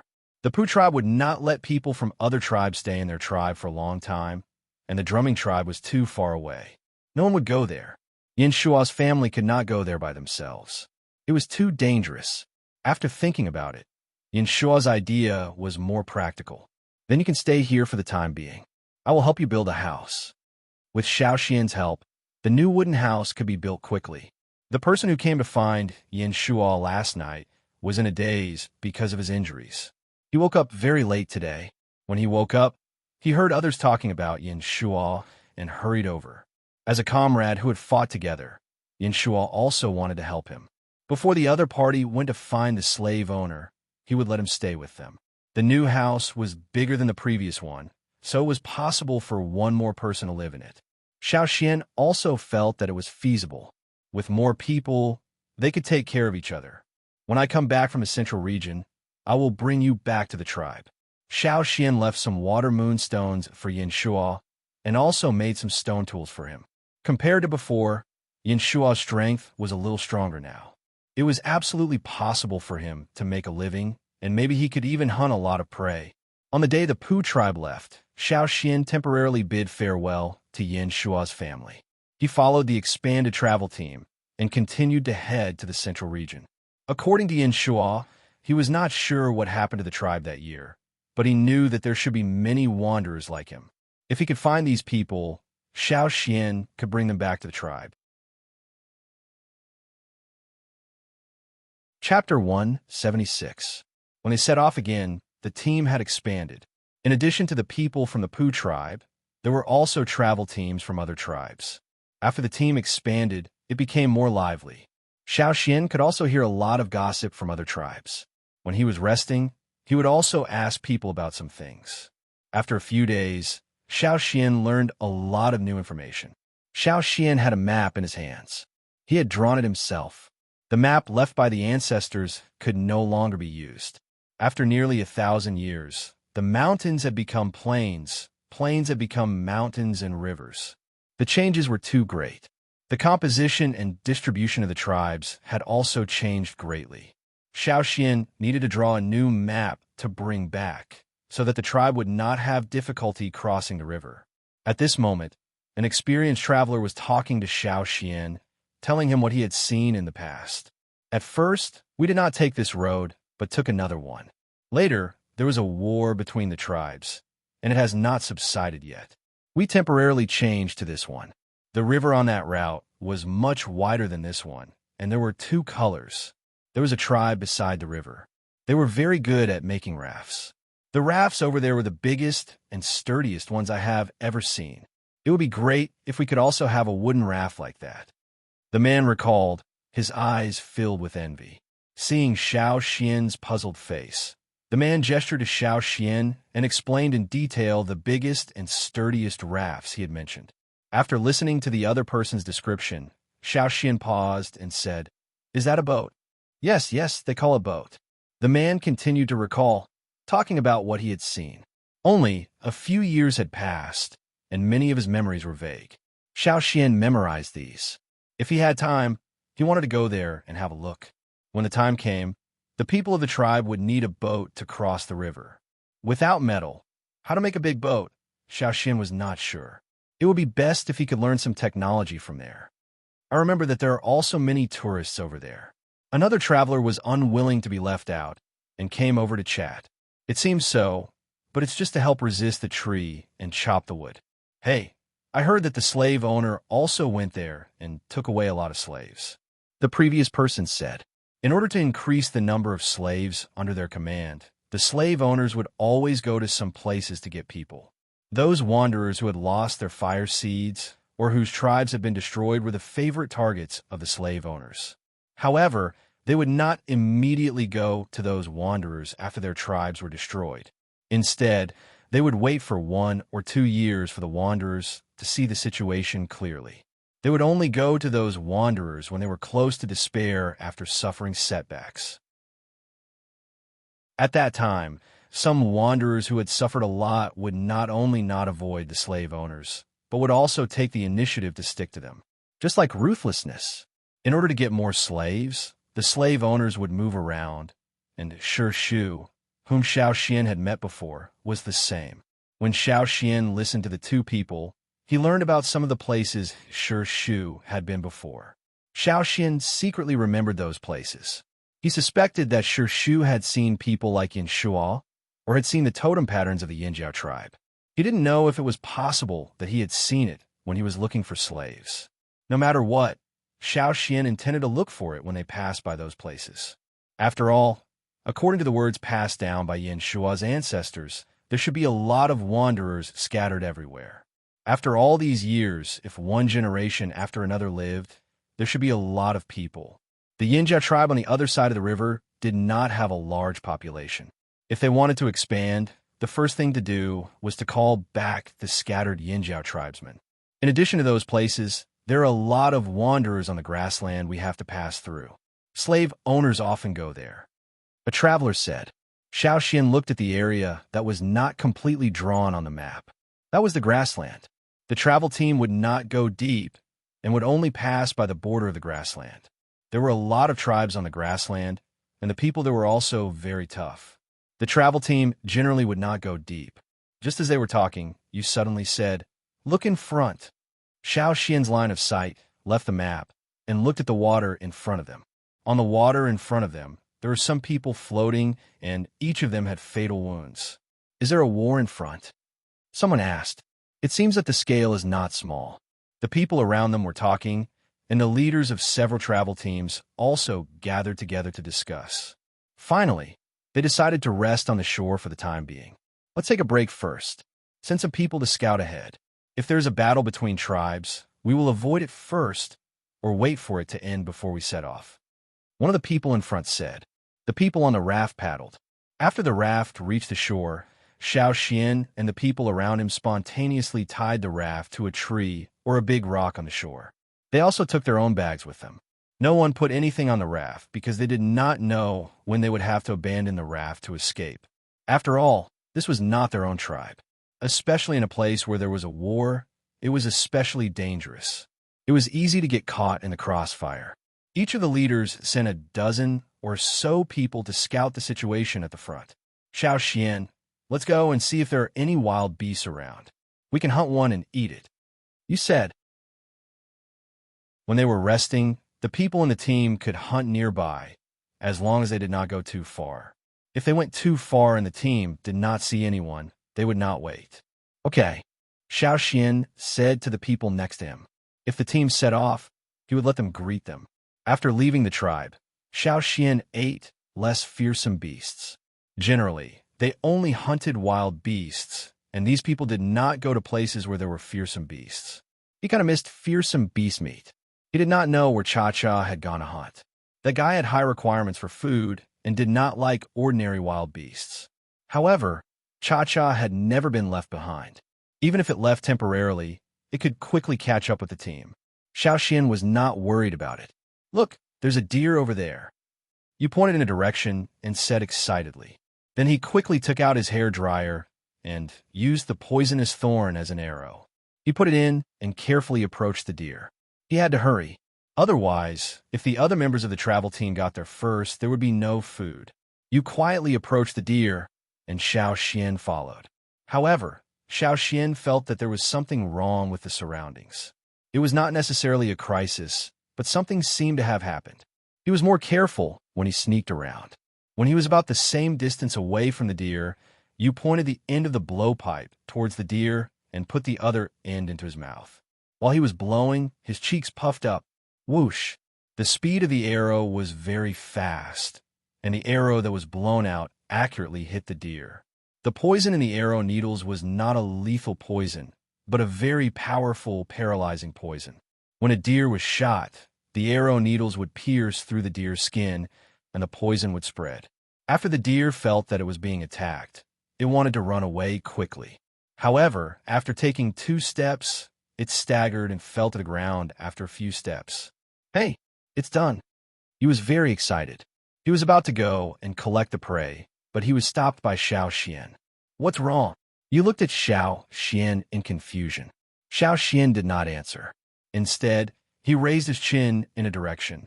You looked over. In the woods not far from the deer, some birds flew up. They were probably alarmed by the deer's running and falling. What's wrong with those birds? You still did not understand. He thought about it and said helplessly, You don't want to eat those birds, do you? Although those birds are not too small, they are not easy to catch. Why would we eat those birds when we have a deer? Xiao Xian looked at you in silence for a few seconds and said, Those are scavenger birds. Scavenger birds? They eat corpses. Xiao Xian pointed over there. There are quite a few of them. Because of the deer's movement, some birds were startled, but Xiao Xian believed that it was only a small part of them. There were many that did not fly at all.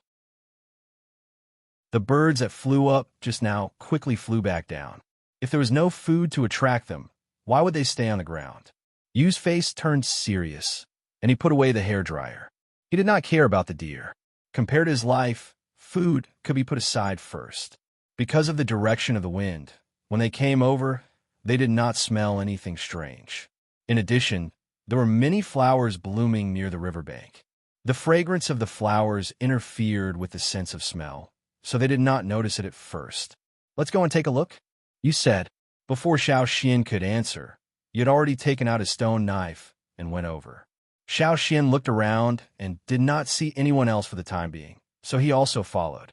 They were getting closer and closer. Because of the dense trees, they could not see the situation there. However, as they got closer, Xiao Xian could already smell the unpleasant smell. In addition, there were also the sounds of the scavenger birds pecking at food, probably because there were too many of them fighting with each other. Carefully pushing aside the branches in front of them, Xiao Xian saw the source of the smell. Dead people, a lot of dead people. Compared to those floating on the river, there were more here. Moreover, because there was no river water to wash them, there was a layer of red blood on the ground. Their clothes were similar to those on the river, so they should be from the same tribe. Looking at the situation, it was obvious that they had been slaughtered. These people. He was about to say something when he suddenly found that there was an arm moving in the pile of dead people. "There's still someone alive." Hearing Yu's voice, the person who was pressed down struggled and pushed the person on top away, revealing a face full of blood. There was only one wound on his body, but it was almost fatal. Most of the others had fatal wounds on their bodies. The birds that were pecking on the ground flew up when they sensed the presence of the living people, but some gluttonous birds stayed on the ground. Help me." The man did not care about the birds pecking around him and crawled towards Yu and Xiao Xian. Yu frowned and took a step back. He did not know these people, and he did not want to get involved in the struggle between tribes. He was just a traveler, not looking for trouble. "Let's leave." Before you could finish, there was a whoosh. Pucci, the man who was crawling towards them, was pierced by a spear and nailed to the ground. Xiao Xian raised his head and looked in one direction. There was a person standing on a tree, a man wearing a mask. Chapter 177. The man standing on the branch was wearing animal skin without fur. It was a skin that had been treated more carefully. The stripes on the animal skin looked very similar to the forest. Dark green and light green intertwined. If he hid his breath in the forest, it would be very difficult to be discovered. This kind of clothing was not a special case. When the temperature was a little warmer, Xiao Xian had seen many people wearing this kind of animal skin. The most special thing about the man on the branch was the mask on his face. At first glance, it looked like they were wearing masks with patterns on them. However, in reality, the masks were part of their facial bones. As for the patterns on the masks, they were totem patterns that appeared due to their totem power. An invisible, murderous aura spread. The surrounding birds that were pecking at the carrion also rushed to flap their wings and leave. There were many birds gathered in the pile of corpses. When these birds flew up at the same time, it was like opening a black curtain. The figure on the other side was also faintly discernible. Yu swallowed his saliva and clenched his stone knife. The tip of the knife unconsciously pointed in that direction, guarding against the person who appeared. When did the person appear? He did not notice at all. At the same time, a human figure jumped down from a high place and split open the black curtain formed by the scavenger birds with lightning speed. He went straight for Chi and slashed down with his saber. There was no superfluous movement. It was just one knife. But this knife made you feel as if there were tens of thousands of knives chopping down on his head. The power from this knife came in an instant. It seemed that no matter where he hid, this stone knife would chase after him. Yu's expression froze.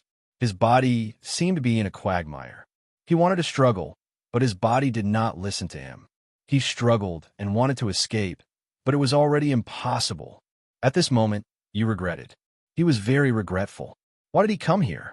Couldn't he just leave with the deer? Before leaving the tribe, what did his grandfather say?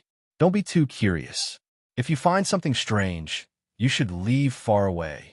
Yu smelled the clearest scent of death in his life.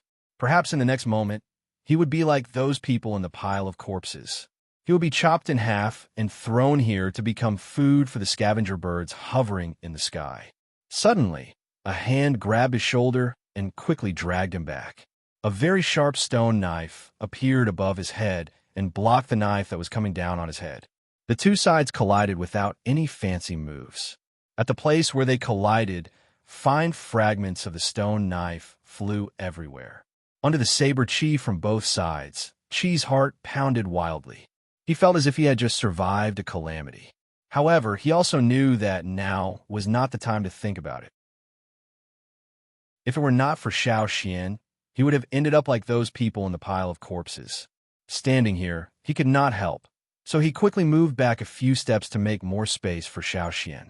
Although the other side's momentum was very strong, he was stunned by this sudden momentum and could not react immediately. However, Xiao Xian was a hunter who often fought with those ferocious beasts in the forest. He had also faced ferocious beasts that were good at hiding and attacking. Naturally, he could cope with it. He held the handle of the stone knife with one hand, and after the other hand got rid of you, he used his palm to support the back of the knife. Holding the knife with both hands, he blocked the opponent's sudden attack. If it was an ordinary stone knife, it would probably be broken in an instant. However, the knife in Xiao Xian's hand was given to him by the shaman. It was also one of the stone tools that he brought back from the king's stoneworm's territory when he found his ancestors. Before he left the tribe, the shaman asked someone to polish it and give it to Xiao Xian. When he left the tribe, among the knives he took, except for the teeth knife that old Ku had polished again, this was the only one he took. The teeth knife had been damaged and polished several times, so it had shrunk a lot. However, this stone knife was a little bigger. When he fought with others, Xiao Xian always used this knife.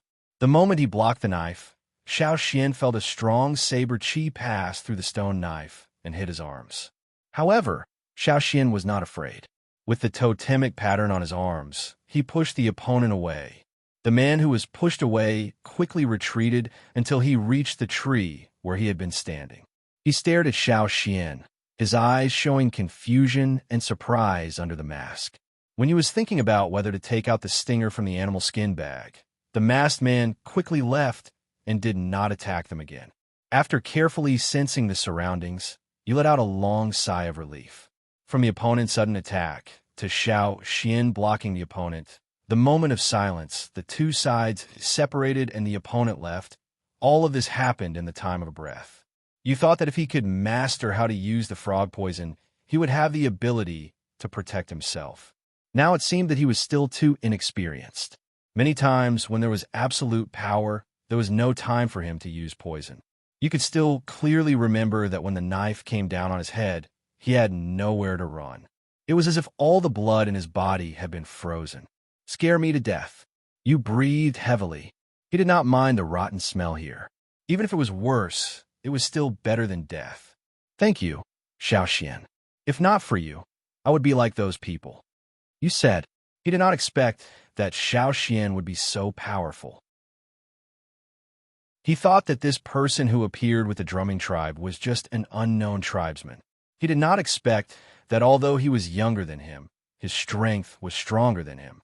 No wonder before they left, his grandfather told him to follow Xiao Xian, but not the other Pu tribe people. It seemed that the old man had already seen who was strong and who was weak. Sure enough, in terms of eyesight, he was not as good as the old man at home. Let's leave quickly. Xiao Xian looked at the scavenger birds flying down and said, Yes, let's leave quickly. You turned and ran. After running a few steps, he turned and ran towards the place where the deer was. The poison on the arrows from the blowpipe was too strong. The deer was still lying there. You did not care about killing the deer. He dragged the deer and left. He just wanted to leave this place filled with the smell of death. No wonder those people in the traveling team would quickly avoid the tribal war. They would really be implicated. When he finally saw the team resting on the shore and met people moving around, you slowed down his pace. At this time, he remembered his doubts and looked at Xiao Xian. Say, which tribe did that person come from? The other side is very strong. Xiao Xian thought about the other side's mask and said 1,000 faces. According to Xiao Xian's knowledge, there was only one tribe like this. It was also the first tribe that Xiao Xian had seen. It was recorded in the animal skin scroll passed down by the ancestors of the Yinjiao tribe, the Thousand Faces tribe. According to the records of the ancestors, after the totem warriors in this tribe awakened, they would form a mask with their own characteristics. That kind of mask was actually the special bone structure of the face when using the totem power, covering the whole face. Everyone in the Thousand Faces tribe wore different masks. Even if they looked the same, there would be some small differences. It was like there were no two identical leaves in the world. In the Thousand Faces tribe, some people's masks were very ferocious, like evil spirits. Some people's masks were very ordinary, or looked very peaceful. Some wore smiles, some wore anger. There were thousands of people and thousands of different masks. This was the Thousand Faces tribe. The totem pattern of the Thousand Faces tribe was a strange mask. Xiao Xian had seen it on the wall of a cave near the mountain foot of the Yinjiao tribe. Behind the wall of the cave, the pattern of a human face mask was the totem symbol of the Thousand Faces tribe. Thousand Faces? Hearing this term, you didn't react for a moment. But after thinking for a while, he recalled some things. His face was full of shock. The Thousand Faces tribe? The Thousand Faces tribe was too far away for the Pooh tribe who had always lived in the border areas. But you had heard many people talk about the Thousand Faces tribe. Although it was just some rumors, and many of them were exaggerated, it was undeniable that the Thousand Faces tribe was a powerful tribe. How did those people who were killed offend the Thousand Faces tribe? I remember that on the map they drew, the Thousand Faces tribe was still a bit far from here. If it wasn't a big matter, they wouldn't come here. You guessed that this tribal war was actually a one-sided massacre. Who knows? Xiao Xian said absent-mindedly. To be remembered by the ancestors of the Yinjiao tribe, and to be drawn on the wall, a tribe had to be at the same level as the Yinjiao tribe. If the difference in strength was too great, the ancestors wouldn't have had such an attitude. Since you said that the Thousand Faces tribe was a powerful tribe here and had always been very famous, then was the Yinjiao tribe at the same level as the Thousand Faces tribe in the past? Now Xiao Xian still didn't know. Nearly 1,000 years had passed. Some tribes had died out, and new ones had appeared. The prosperous ones had declined, and the declining ones had died. There were also tribes that grew from weak to strong, and tribes like the Thousand Faces tribe had always been powerful. It was just that no one remembered the Yinjiao tribe. This was really a sad thing. If the ancestors of the tribe who had passed away knew about this, it was not known whether they would cry and crawl out of the fire pit. Not long after Xiao Xian and you returned to the traveling team, the people who had been sent out by the leaders to inquire about the situation also came back. I heard that the tribe that was slaughtered robbed the fire crystals of the Thousand Faces tribe. They also killed a few children of the Thousand Faces tribe who were alone. They were chased to their nest, and the whole tribe was slaughtered. Even the fire seed was completely extinguished. Tut! How dare they provoke the Thousand Faces tribe? That's right. Aren't they looking for death? When we meet people from big tribes, even if they are children, we don't dare to offend them. Probably, those people thought that they could do it secretly, but they didn't expect that it would bring about a disaster. Or maybe they had thought about it, but greed always made them risk their lives. Listening to the discussion around him, Xiao Xian had a different feeling. Many people didn't dare to provoke a powerful tribe, even if they were children with weak fighting abilities. After all, things like today were rare. Most people had the same idea as the travelers. This was the influence of a big tribe. Just by hearing its name and seeing its totem, people were afraid. Chapter 178. Because of the revenge massacre of the Thousand Masked tribe, the travelers discussed for a long time. Even when they set off again, they continued to talk about similar things over the years. This allowed Xiao Xian to obtain some new information. Not to mention, other than the Thousand Masked tribe, there were a few other tribes that were recorded in the animal skin rolls left behind by their ancestors. Xiao Xian marked the animal skin rolls according to the information he obtained, then carefully rolled them up and put them away. These were all to be brought back to the Yinjiao tribe. If the Yin Jiao tribe returned, would they be able to regain their former glory? Xiao Xian was looking forward to that day. Xiao Xian and Yu did not mention to the others that they had encountered the Thousand-Masked tribe. After traveling on the river for another 2 days, the traveling group abandoned the wooden raft and changed to walking. This was because it was inconvenient to use wooden rafts to travel further.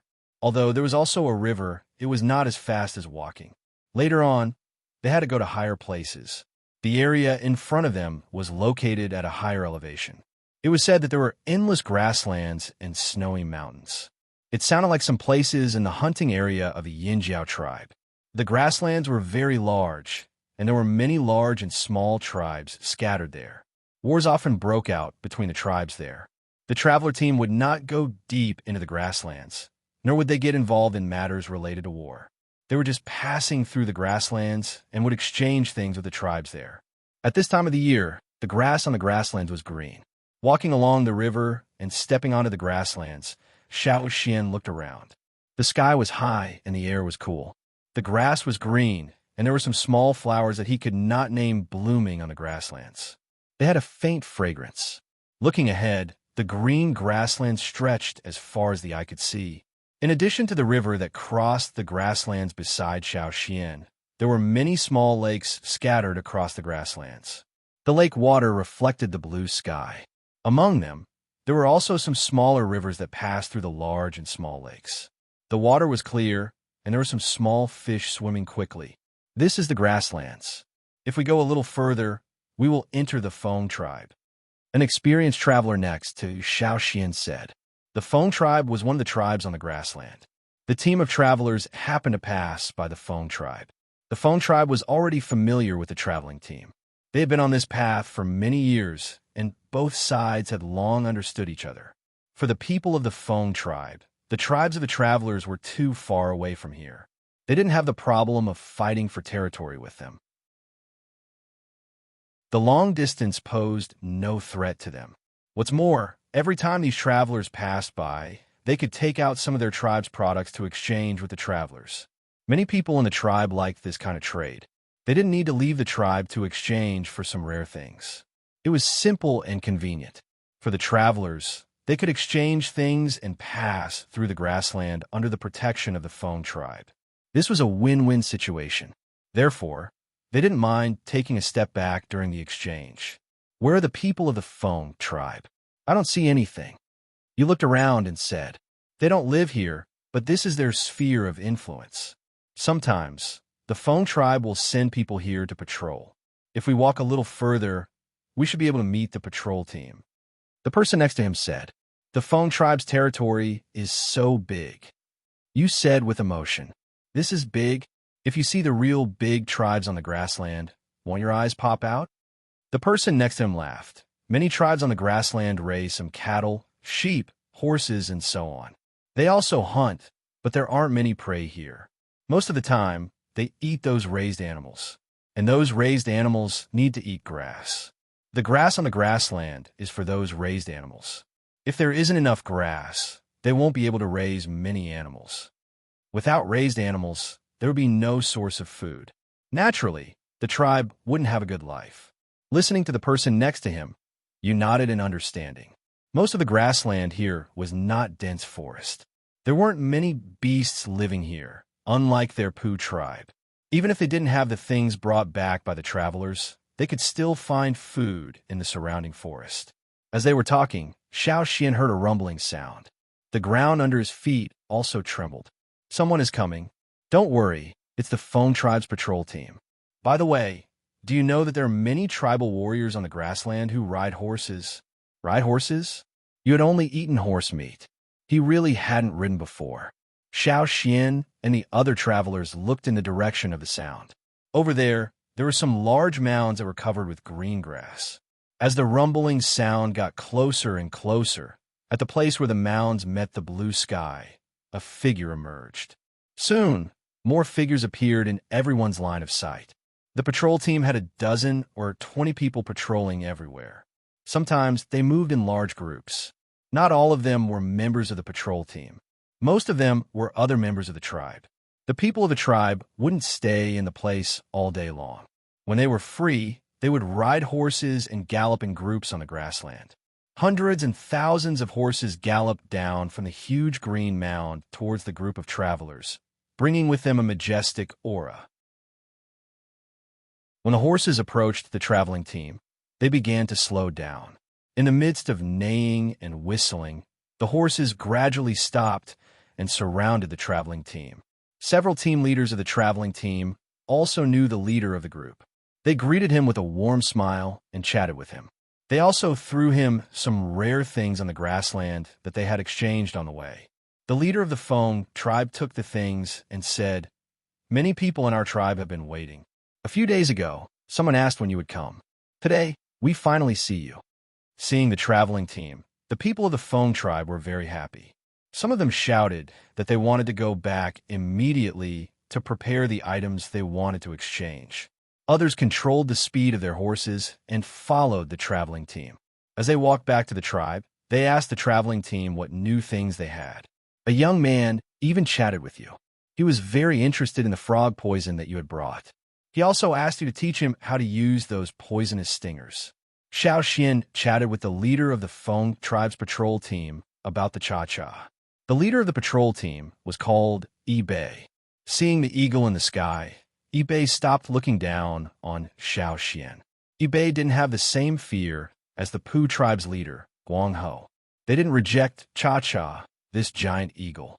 As long as it didn't attack the beasts raised by the tribe, they were quite happy to let Cha-Cha fly over their tribe.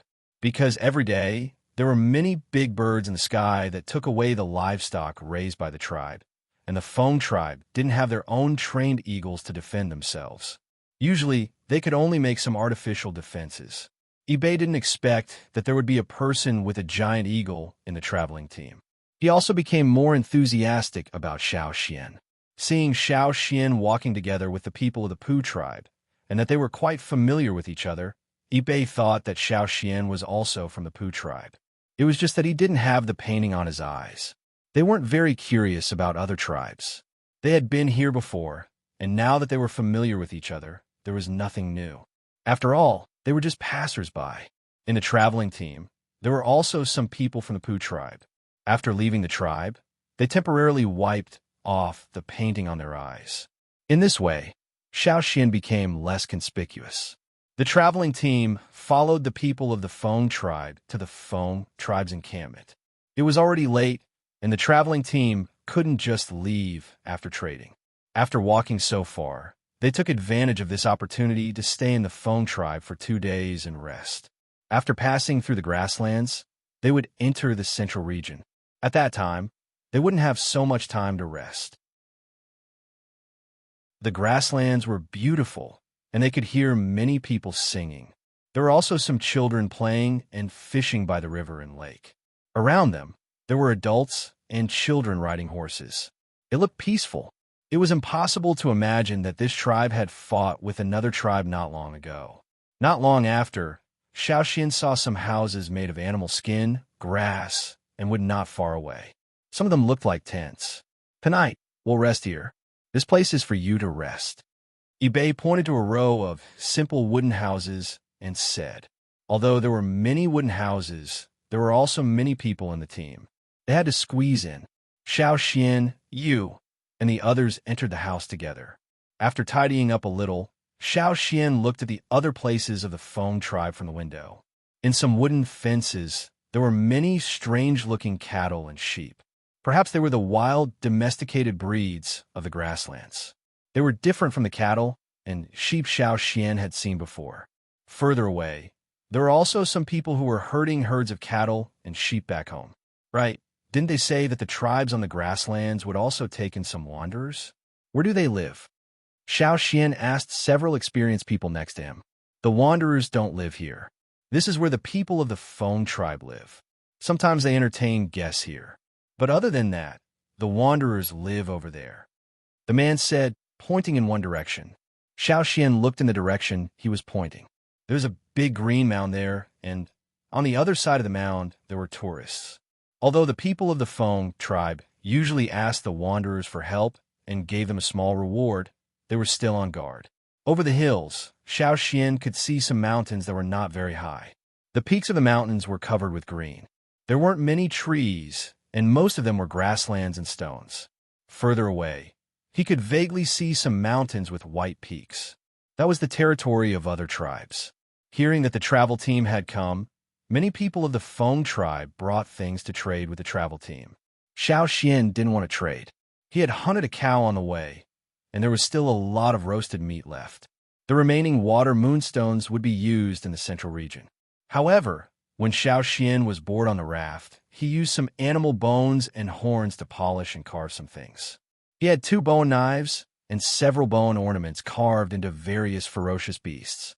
A middle-aged man traded them for a leg of lamb.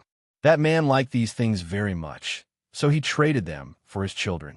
When the sky gradually darkened, fewer people came to trade. After eating, the people of the travel tribe went to rest.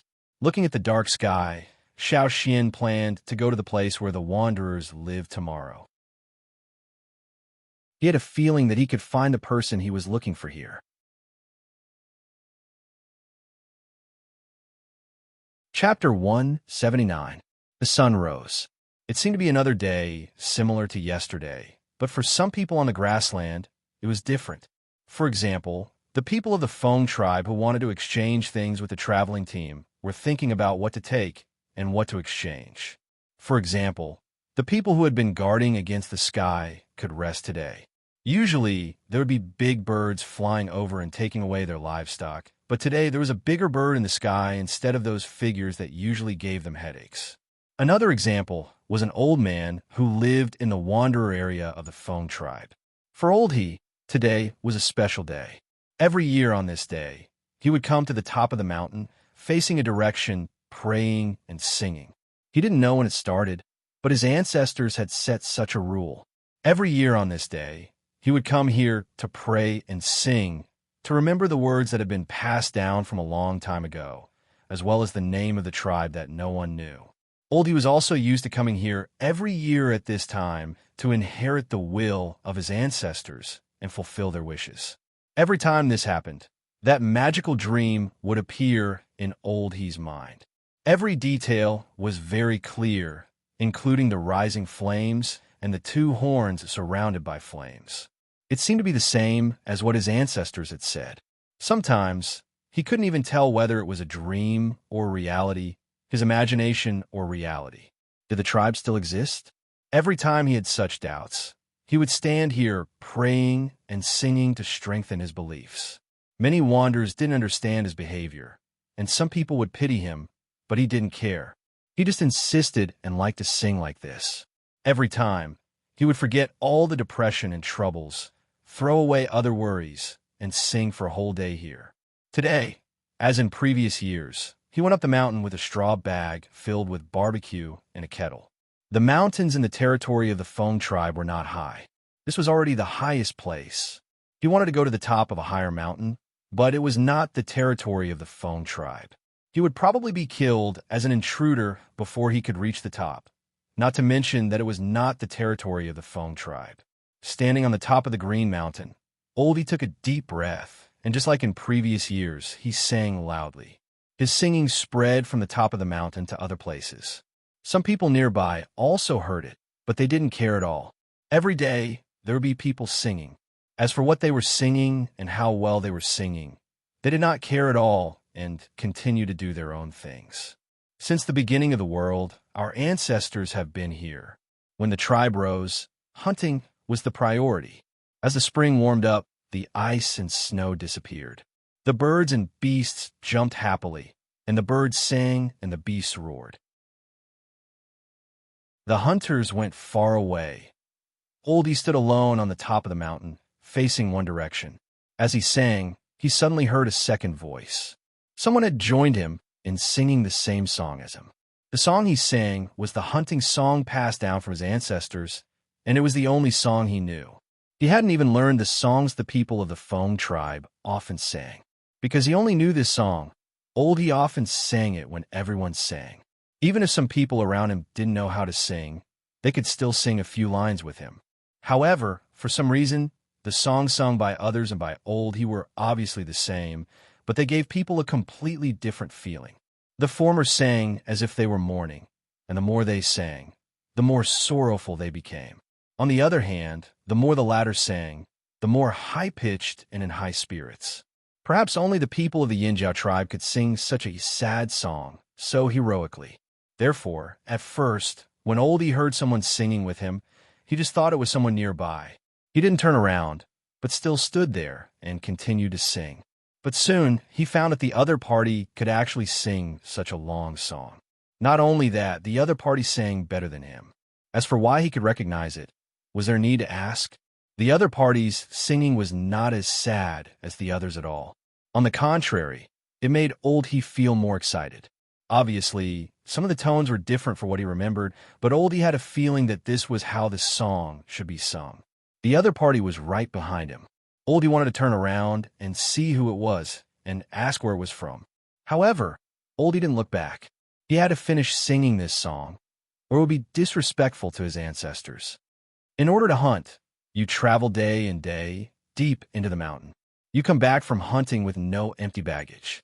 You have the ability to recognize the tracks of beasts. As he sang, Oldie was immersed in that wonderful state again. He saw a pair of flaming horns, which seemed to be close at hand, but couldn't be touched. He always felt that it was still a little bit away.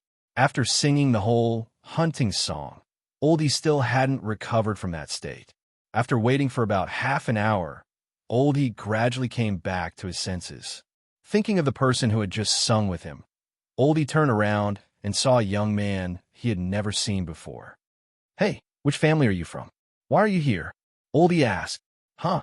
Xiao Xian was even more puzzled. "Have you seen someone like me? Who are you? What's your name?" Oldie drank some water and asked. "My name is Xiao Xian." After thinking for a while, Xiao Xian added, "I'm from the Yinjiao tribe."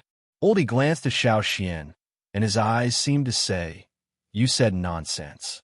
After drinking water and resting for a while, he called Xiao Xian, "No matter where you're from, come and sing with me again." Xiao Xian. That's it. After experiencing Yin Shua's strong and excited reaction, Xiao Xian really didn't know how to deal with such a calm person. So, he went over and sang with Oldie again. After singing for the second time, Oldie sat on the ground and rested for a while. "Where are you from?" Oldie asked at this time. "I came here with the traveling team over there." Xiao Xian answered. "Hey, you're not afraid of danger. Those traveling teams don't have good tempers. You should have met good people this time." Oldie said, "Why did you have to face that direction when you were singing?" Xiao Xian asked. "You don't know." Oldie looked at Xiao Xian with reproachful eyes. "That's the old land of our tribe. Remember, don't forget it in the future." After chatting with he for a while, Xiao Xian knew the reason why he came here to sing. It seemed that every person in the Yinjiao tribe was very persistent. They lived in their own way and kept the beliefs in their hearts. Oldie's son was gone, his daughter-in-law ran away, and his wife stayed at home to take care of his sick grandson. It was the only day in a year that he would come here to sing. Last year, he also came here with his grandson. Unfortunately, his grandson was seriously ill these days, so he came here alone. When he sang, he also prayed to his ancestors, hoping that they would bless his little grandson so that he could recover. Many people on the prairie got sick and died. After resting for a while, he began to sing again. He also pulled Xiao Xian to sing with him. He always felt that when he sang with Xiao Xian, it was particularly exciting. It was a kind of blood-boiling passion, like a hunting warrior who was about to go to war. Xiao Xian sang with the old man over and over again. The sun rose and gradually began to set before he really stopped singing. After singing, it was time to go back. He went down the mountain with Xiao Xian. He also asked Xiao Xian about his next plan. When he heard that Xiao Xian wanted to go to the central region, he didn't agree. "It's too far and too dangerous. You're just a boy with no ability. How can you go to the central region with those travelers? The central region is more dangerous than other places. I advise you to go back to where you used to live. Maybe you can't live well, but at least you can stay alive. Only when you're alive can you have hope. You look quite strong, so I guess you must have a good life. If you really can't find a place to stay, you can stay with me. Life on the grassland is difficult, but it's much better than those drifting around. Oldie persuaded. It's all right. Don't worry. I can protect myself. Xiao Xian said. Young man, don't think that you can run around just because you're strong. Although we're strong, we're still very weak compared to those totem warriors.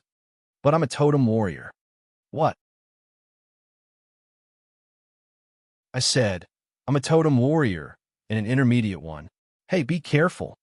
Before Xiao Xian finished his words, he saw the old man's foot twist and rolled down the mountain. If Xiao Xian hadn't quickly caught him, Oldie would have probably rolled farther and even hit those protruding stones. Oldie was carried back from the mountain by Xiao Xian. His foot was sprained, but fortunately, there were no other injuries. Oldie's wife was taking care of her grandson at home. When she saw Xiao Xian carrying the old man back, she hurriedly went up to check on his injury. It's all right. It's just a sprained foot. Hey, Xiao Xian, hurry up. Where were we? Go on. Who else is in the tribe? What did the shaman teach you? Oldie didn't answer his wife's question, nor did he care about the injury on his foot. He just let Xiao Xian continue talking about the Yinjiao tribe. After putting Old He on the wooden bed and applying medicine, Xiao Xian said, I thought you already knew. You were so calm. How would I know that you really came from the Yinjiao tribe? I thought you were a wanderer. Speaking of this, Oldie didn't know whether to laugh or cry. He had misunderstood. In the past, when several tribes on the grassland had friendly exchanges, he would go with them and see wanderers like him. They would tell each other their troubles, then come back and continue their lives. Everyone hoped that one day they could return to the tribe, but generation after generation, from birth to death, this wish was not realized. Oldie once thought that maybe this was the end of his life. His grandfather, his grandfather's grandfather, and some of his ancestors had all lived on the grassland, helping the tribes here. He didn't know how long they had lived here. The only thing he still had was the words passed down from generation to generation, the things he needed to know. Because we have lived here for a long time, we are good people, we are strong, and we work hard. The people of the tribe are a little lenient with us, like the people of the Feng tribe. Sometimes they even let me help with the herding. So, don't worry, we can still hold on. Wait for the day when the tribe comes back. You know how to herd? Xiao Xian asked. Yes, I've been doing this for a long time. Do you know how to raise those animals? Xiao Xian asked again. Of course I know how to. Those of us who live on the grassland all know how to do it. Xiao Xian thought to himself, what a talent. If it were the people on the other side of the river, the animals would be in the pod.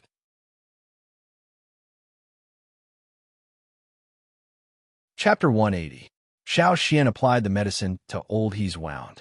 The medicine he applied was made by himself, from the herbs he picked during the rest of the journey. Oldie's grandson looked only about 6 years old, but in fact he was almost 8 years old. He was thin and small. Because he caught a cold, he was sleeping after taking the medicine. Xiao Xian also brought some herbs from the tribe to strengthen the body.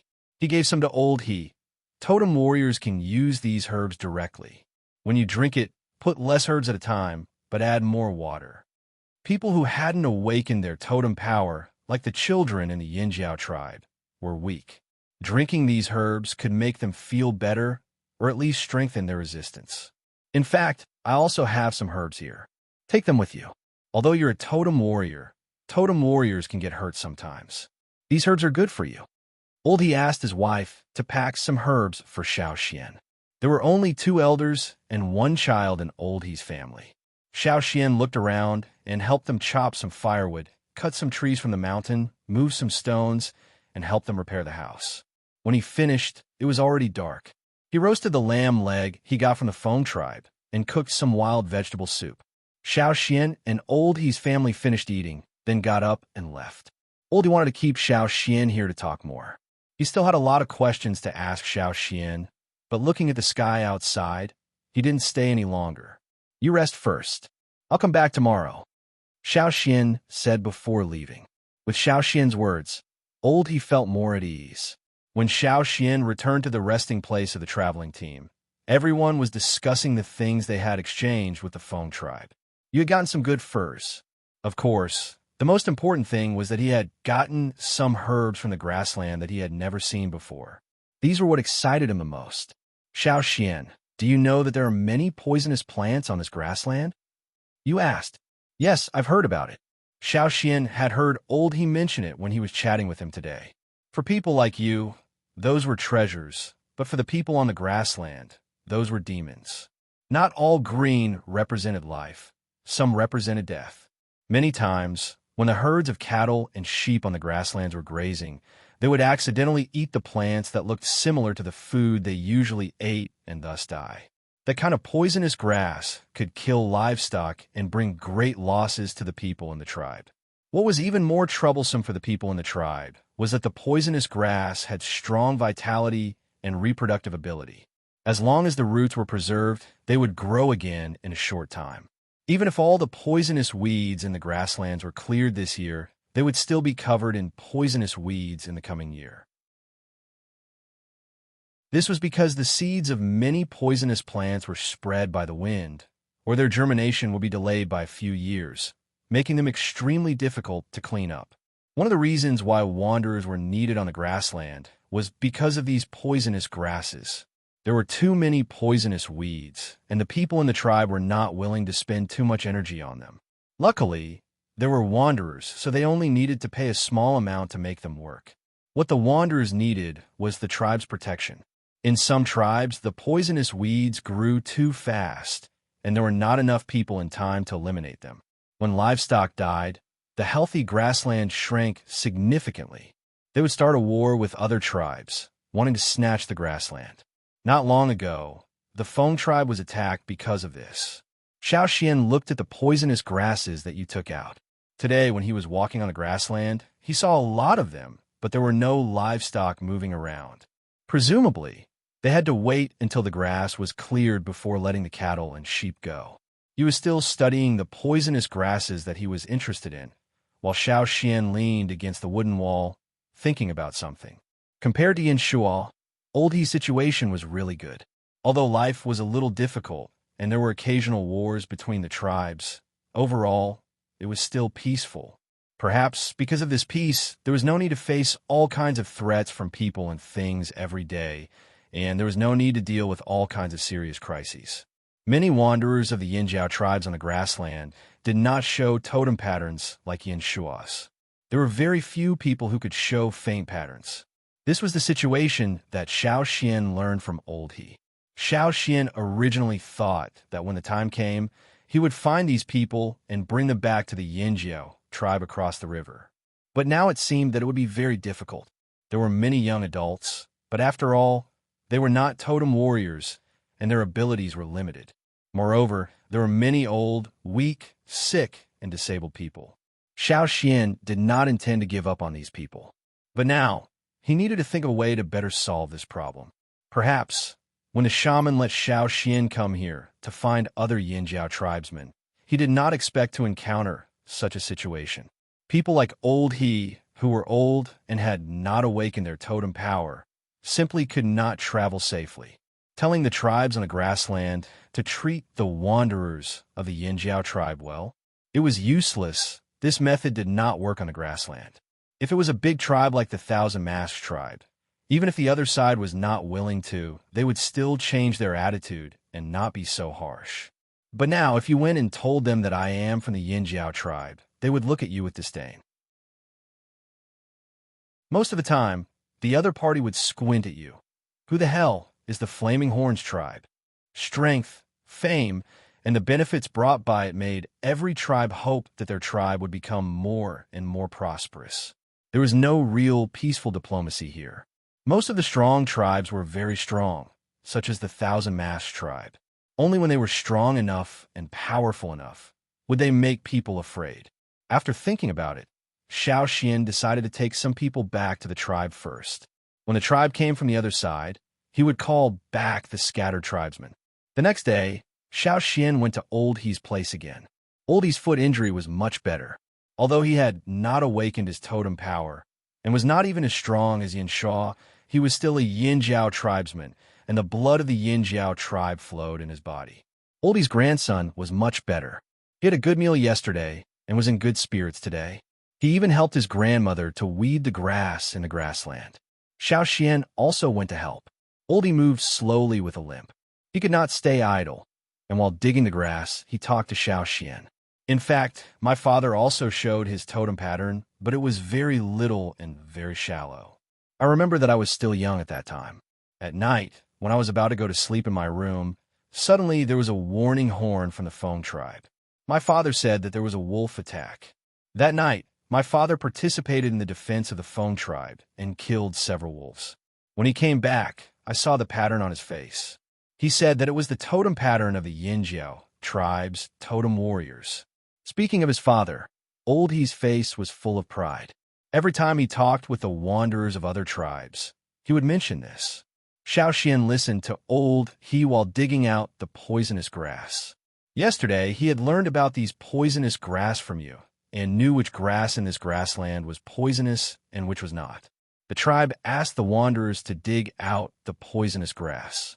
If there were dead lambs and calves in the area, the wanderers would not be able to get rewards from the tribe, but would be beaten or even driven out of the territory of the tribe. Outside the territory of the tribe, there would be many dangers from people or beasts.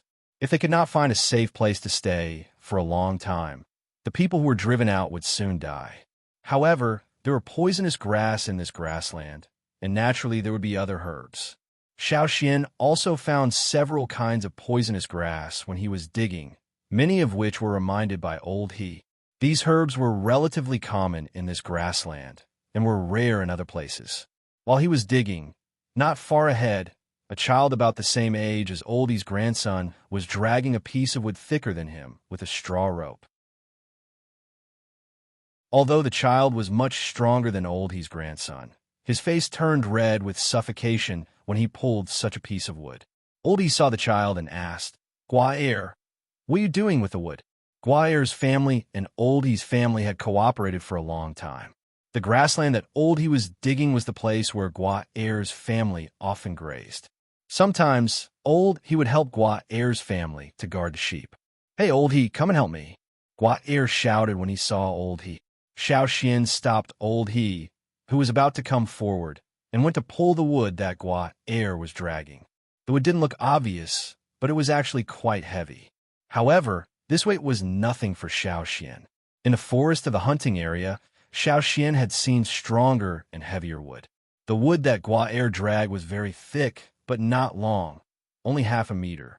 People of the Feng tribe didn't like to use wood as weapons. Most of the time, they would chop it and burn it, or use it to build houses, tents, and fences. After Guaer came over, he sat down on the ground, gasping. He didn't answer Old He, but looked up and down at Xiao Xian, who helped him pull the wood. Although Old He's grandson was about the same age as Guaer, children in the tribe rarely played with children of wanderers. Wanderers were not slaves, but they were still looked down upon.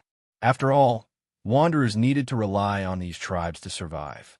Therefore, when Guaer came, he always ordered Old He around, and once fought with Old He's grandson. But because the two families had known each other for a long time and needed each other, they didn't make a big fuss. After observing for a while, Guaer asked Xiao Xian, "Are you a member of the traveling team? I haven't seen you in the tribe." "Yes, I am." Xiao Xian lifted the wood easily and put it in front of Guaer. Guaer leaned forward and asked, "Did you carve a few beasts with the bones of the animals? They're so big, and one of them looks like this," Guaer said as he gestured. Xiao Xian nodded. "That's what I carved." He also exchanged some things for those carvings. Getting Xiao Xian's affirmation, Guaer's eyes brightened. He moved closer to Xiao Xian with an expectant smile on his face. "Can you carve another one? Use this what I brought." Xiao Xian looked at Guaer silently and showed a thoughtful look. "What can you exchange for it?"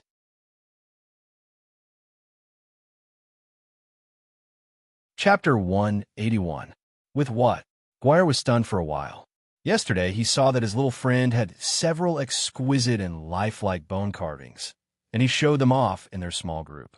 Guaer also wanted a wood carving. Compared with these, the wood carvings made by other people in the tribe were not at the same level.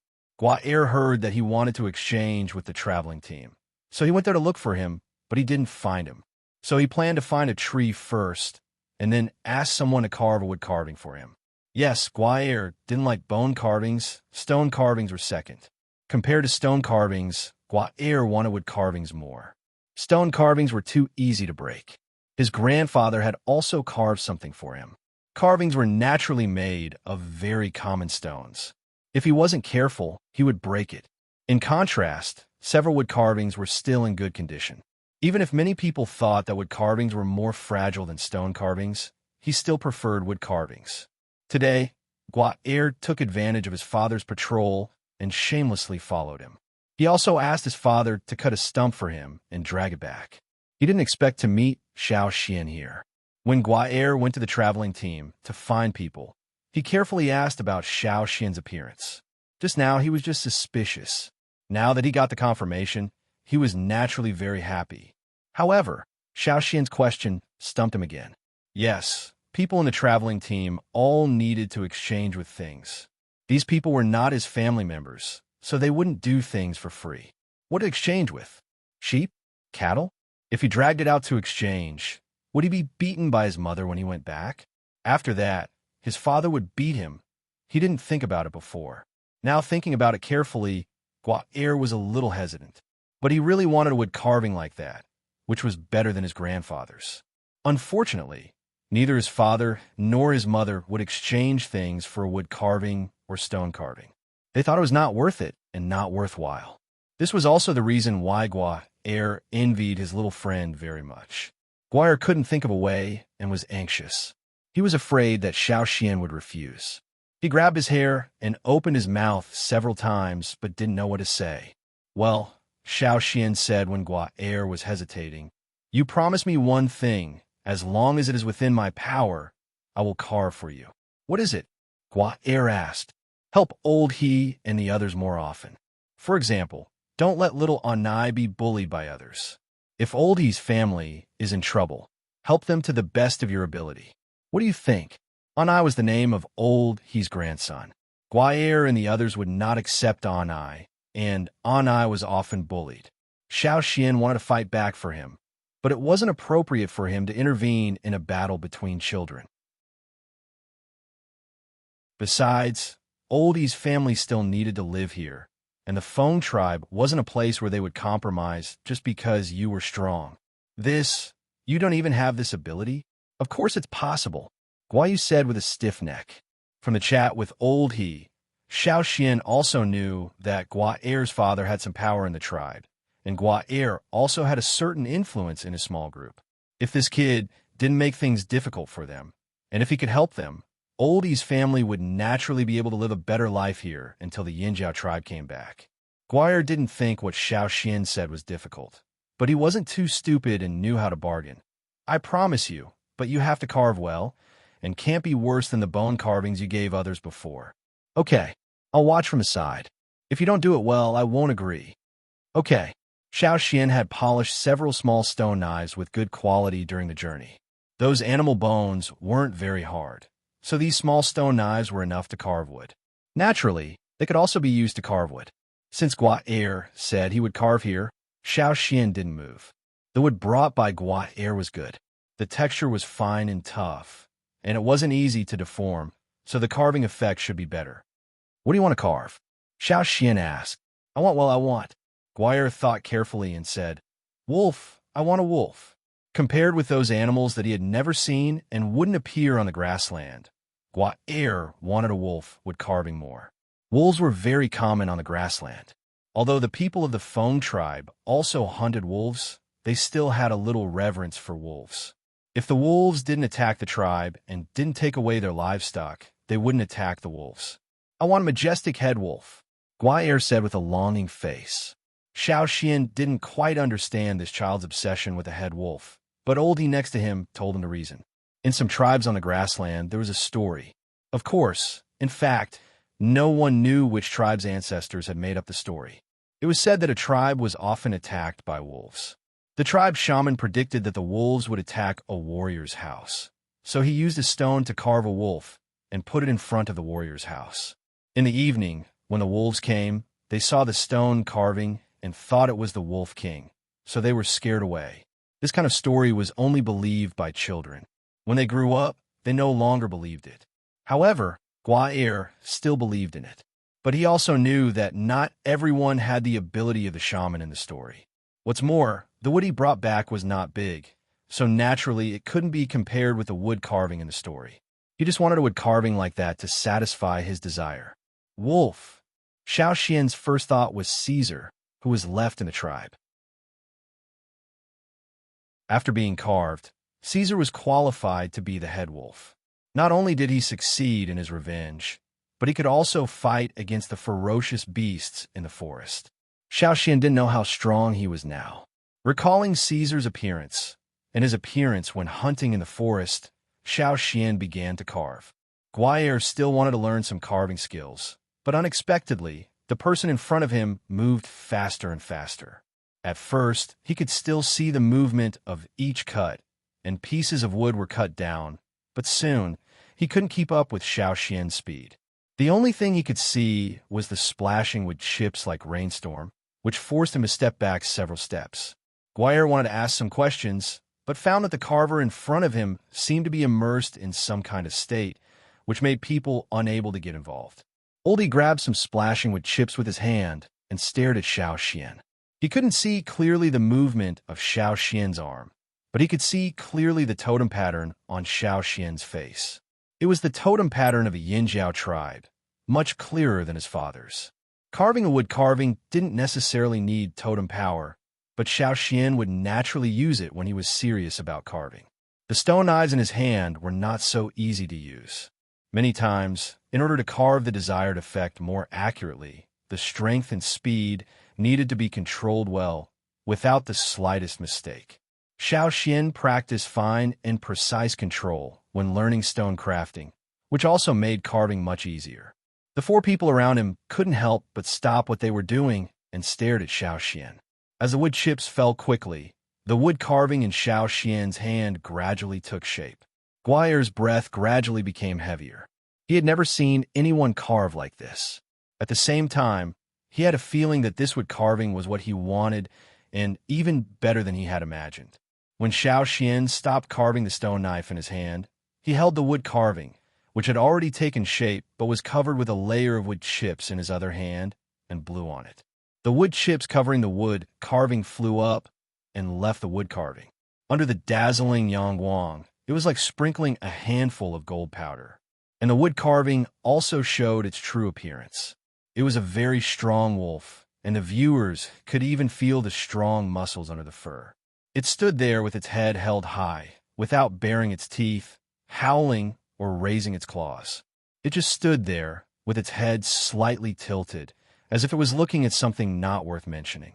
With a kind of indescribable power, it seemed that everything in front of it couldn't pass it, and could only retreat. The wood carving was not big. It looked like the size of a puppy, but it gave people a completely different feeling. Are you satisfied with this? Xiao Xian held the wood carving in his hand and asked Guair. Yes, yes. Guair excitedly reached out to receive it carefully. So, do you remember what you promised before?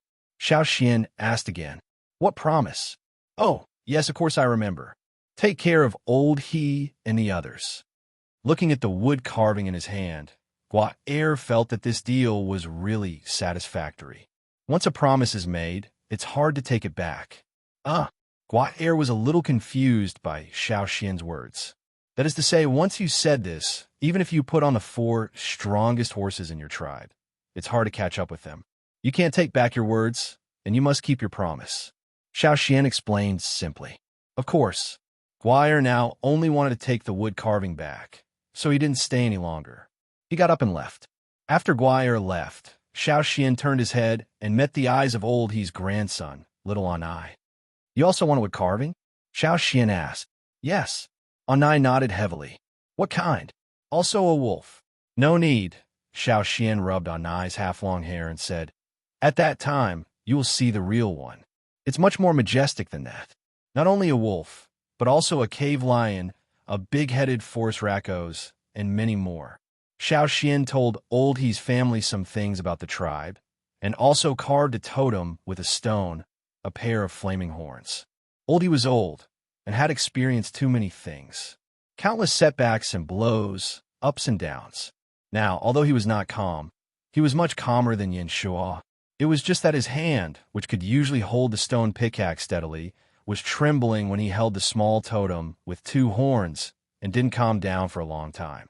After a long while, Oldie turned to a direction, carefully put the stone carving in front of him, and then kowtowed in the way of the Yin Jiao tribe. Anai and Oldie's wife also kowtowed. After kowtowing, Oldie stood up. The tribe used to be in that direction, but they left later on. I've never been there. I only know that the old haunt is there. My father told me about it, and my father also learned about it from my grandfather. It was passed down from generation to generation. They said that although the tribe left the old land, the roots are still there. If the tribe still exists, one day, the tribe will return to the old land and rekindle the fire. Xiao Xian, you don't have to look for the lost tribesmen one by one. There are many wanderers in the Yinjiao tribe. Maybe many people don't know where they belong, and many people don't know the past and can't see the future. But when the fire is rekindled in the old land, all the wanderers in the Yinjiao tribe will be able to go home.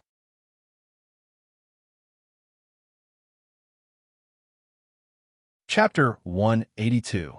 Oldie said that the roots of the Yinjiao tribe were still in the old land, and the veins of the fire were still there. The fire must be ignited in the old land. Xiao Xian really didn't know this. Maybe the shaman knew, but didn't say it. No wonder those ancestors wanted to go back to the old land, and there was such a reason. For the tribesmen who were wandering outside, and for the tribe to prosper again, the return of the tribe was really necessary. Many people were waiting to welcome a new life. The travel team would not stay in the Feng tribe for a long time. After all, they were just passing by and used it as a place to rest before reaching the central region. After a good rest and enough preparation, the leaders called the people in the team and prepared to set off. Xiao Xian left some things for Old He's family and exchanged some cattle and sheep for them. Oldie didn't take the water moon stone. There were 2 old people and 1 young in his family, and they had no fighting power. If other wanderers were jealous and wanted to kill them, it would not be worthwhile. Fortunately, Gua-er had promised to take care of them, so Oldie's family would not be too difficult. Even if it was difficult, Oldie didn't care because there was hope. Maybe in a few years, he could take his family and wanderers living in other places back to the tribe. What a blessing to be able to return in his lifetime. After saying goodbye to Old He, Xiao Xian and the travel team left the Feng tribe. Not long after the traveling team left, Gua-er's father came back from his patrol. After entering the house, he wanted to ask Gua-er what he had done with the wood that he had dragged back. If he hadn't dealt with it, he would have chopped it into firewood. Opening the leather curtain, he stepped into the house. However, when his eyes met an object somewhere in the house, his scalp tightened, and his hand quickly pulled out the knife on his waist. However, before he took the next step, a figure rushed out and let out a heart-wrenching cry. "Father!" Gua-er held his father's leg tightly. "Father, we have so much firewood. Don't cut my wood carving." Wood carving? Gua-er's father was stunned and looked over there carefully again. It's true. No wonder he felt a little strange. It was just a wood carving. However, it was really not easy to carve a wooden sculpture like this. When he first saw it, he thought that he had encountered some wild beast from the forest. Where did this wood carving come from? Gua-er's father put away his knife and walked over. He looked at the wood carving in front of him with great interest. "Didn't I tell you? It's a piece of wood I dragged back. I asked that traveler called Xiao Xian to carve it." Gua-er told his father about the matter and also mentioned that he had promised to take care of Old He's family. After that, he was a little worried. He lowered his head and quickly raised his eyelids to look at his father for fear of being beaten. Unexpectedly, Gua-er's father was silent for a while and then said, "Just do what you promised." Xiao Xian, who had already left the Feng tribe, didn't know the conversation between Gua-er and his father. He and the others continued to walk along another river. The upper reaches of this river were deep in the grassland, and the lower reaches would converge with another tributary. The combined river would flow through some places in the central region. This time, they didn't have a raft, so they had to walk. Just like what those travelers had said, after several days of continuous travel, The destination was close. If we go a little further, we will be in the central region. Tell the people in the team to pay attention. In front of us is the territory of two big tribes in the central region. Don't provoke them. Some experienced travelers warn the newcomers. Tribes that could establish themselves in the central region, no matter how big or small, always had their uniqueness. Some ordinary small tribes couldn't compare with them. Generally speaking, these tribes in the central region wouldn't take the initiative to attack travelers' teams. When they arrived here, they would meet many travelers from different places. However, now they wouldn't greet each other so peacefully. They were all on guard against each other. When they passed by a hilly area, several travelers next to them said to Xiao Xian, "Look over there." Next to the travelers' team was a continuous low hill area. On these hills, there was a group of mountain rock paintings with tribal characteristics. The painting on the rock paintings wasn't very detailed, and it didn't look like a human. However, there was a face that belonged to a human. On the huge, independent rectangular rock in front of Xiao Xian, there was such a painting. On the top was a human face with a round face and a wide mouth. What was strange was that under the face, the body part looked similar to that of an ordinary person, but there were two more pairs of hands. The painting style was rough and exaggerated. It was like a person with a strange body proportion with 6 hands standing there. His mouth was wide open, and his 6 hands were spread out. His 2 legs were also spread out at a certain angle. It looked like a spider with a human face. The person in the painting looked at the passers-by, passing by. Behind him, on other parts of the rock, there were some crisscrossing lines. It didn't look like they were randomly chiseled. Instead, they were drawn in a regular pattern with a purpose. "What is this?" You asked the experienced travelers next to him, wanting to get a more precise answer from them. As for Xiao Xian, when he saw this painting, he already knew who it was. The 8 Limbs tribe had been painted and recorded on the ancestors' animal skin roll and the stone wall of the cave. In the cave near the mountain foot area, when Xiao Xian saw the painting on the stone wall for the first time, he thought it was a spider. Later, when he read more animal skin rolls, he knew that it wasn't a spider, but an 8-limbed weirdo like a spider. There were some huge black rocks next to it, which were also carved with various faces and 8-limbed weirdos. Look, it was indeed a big tribe in the central area. They had started to draw boundaries and set up boundary markers so far away, as if they were afraid that others didn't know it was the 8 Limbs tribe. As far as the eye could see, there was a group of mountain rock paintings, all of which were very characteristic of the 8 Limbs tribe. People who passed by here, even if they didn't have good memories, would be engraved in their minds by the long group of mountain rock paintings. It was hard to forget. The man next to him said, "We haven't really entered the territory of the 8 Limbs tribe. The place we're going is between the 8 Limbs tribe and the Mang tribe. Jade in the Mang forest and silk clothes of the 8 Limbs are these 2 tribes." You had long heard from some travelers about these 2 strong tribes in the central area and the products produced by these 2 tribes. However, he had never seen the jade of the Mang tribe, nor the clothes made of silk in the legend. Jade in the Mang forest and silk clothes of the 8 Limbs tribe were famous products of these 2 tribes. Both the jade in the Mang forest and the silk clothes produced by the 8 Limbs tribe were very expensive. Generally speaking, for small tribes from remote areas, they wouldn't exchange these 2 products because it was unnecessary. Linen had already made many people flinch.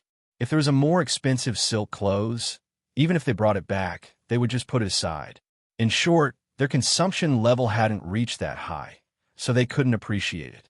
For people who paid more attention to practical use, it was even more useless. In addition to the rock paintings of the 8 Limbs tribe, there are also the marks of the Mang tribe nearby. Look, there is the totem mark of the Mang tribe in front. The traveler next to him pointed out to Xiao Xian and Yu. There was a bamboo forest over there. It wasn't very tall, but it was very thick and looked very sturdy. Those leaves could even wrap Xiao Xian's hand. Almost every thick bamboo was engraved with pictures, which looked like the totem patterns of the Mang tribe. Other than that, there are also some things that looked like wind chimes hanging on the bamboo. The strings of bamboo collided with each other with the wind, making sounds of different pitches. It was very pleasant to the ears. Under normal circumstances, many people would go over to chop the bamboos or take away those bamboo wood wind chimes that could play music. But in fact, very few people would touch those things, just like most people didn't dare to cut the rock paintings on the hills of the Eight Limbs tribe. That was the symbol of the two tribes. Whoever touched, it would be a provocation to the two tribes. The members of the travel team would not commit such a suicidal act. It was precisely because of this that before they came, they had repeatedly warned the people who were traveling for the first time not to offend those powerhouses without knowing the situation. Because travelers often pass by this place, a very obvious path had been opened up. On the left side of this road, there was a long row of rock paintings of the hills. The eight-limbed people of the Eight Limbs tribe were in the shape of Vajra glaring at the passers-by, which brought a lot of psychological pressure to every traveler and made them more afraid of the Eight Limbs tribe. Strong people were strong. Even their paintings were so powerful. On the other side of the road, there was a completely different style of bamboo paintings and wind chimes. The refreshing style did not make everyone feel relaxed. Instead, every time there was a knock on the bamboo, everyone's heart tightened. It was as if there were pairs of eyes staring at them from the bamboo forest. It was like a death sentence, causing the group to unconsciously speed up, not to mention touching the bamboo and wind chimes. This was the demonstration of the strong. In their own way, they let the passers-by remember their strength, not just the jade stones and silk clothes. After they passed that section, there were no more rock paintings of the hills, and the knock of the bamboos gradually faded away. Only then did they let out a sigh of relief. Their nervous mood also gradually calmed down. Further ahead, there will be a valley. It's a very good place for trading. And because it's very close to the Mang tribe and the Eight Limbs tribe, no one dares to make trouble there. A traveler in front said. Soon, Xiao Xian saw the trading place. It was like a small market with some wooden and bamboo houses scattered around. There were also many travelers from different places or people from nearby tribes trading here. Because there were two big mountains behind them, they sometimes had to offer some gifts to the people of the two tribes. Entering this market, Xiao Xian felt that it became lively all of a sudden. Some people put their goods on the ground, and at the bottom, there was a layer of grass curtain or animal skin. And some people set up a simple shelf and put their goods on it. It was a very simple market, but it was the biggest and busiest trading place that Xiao Xian had seen since he came to this world.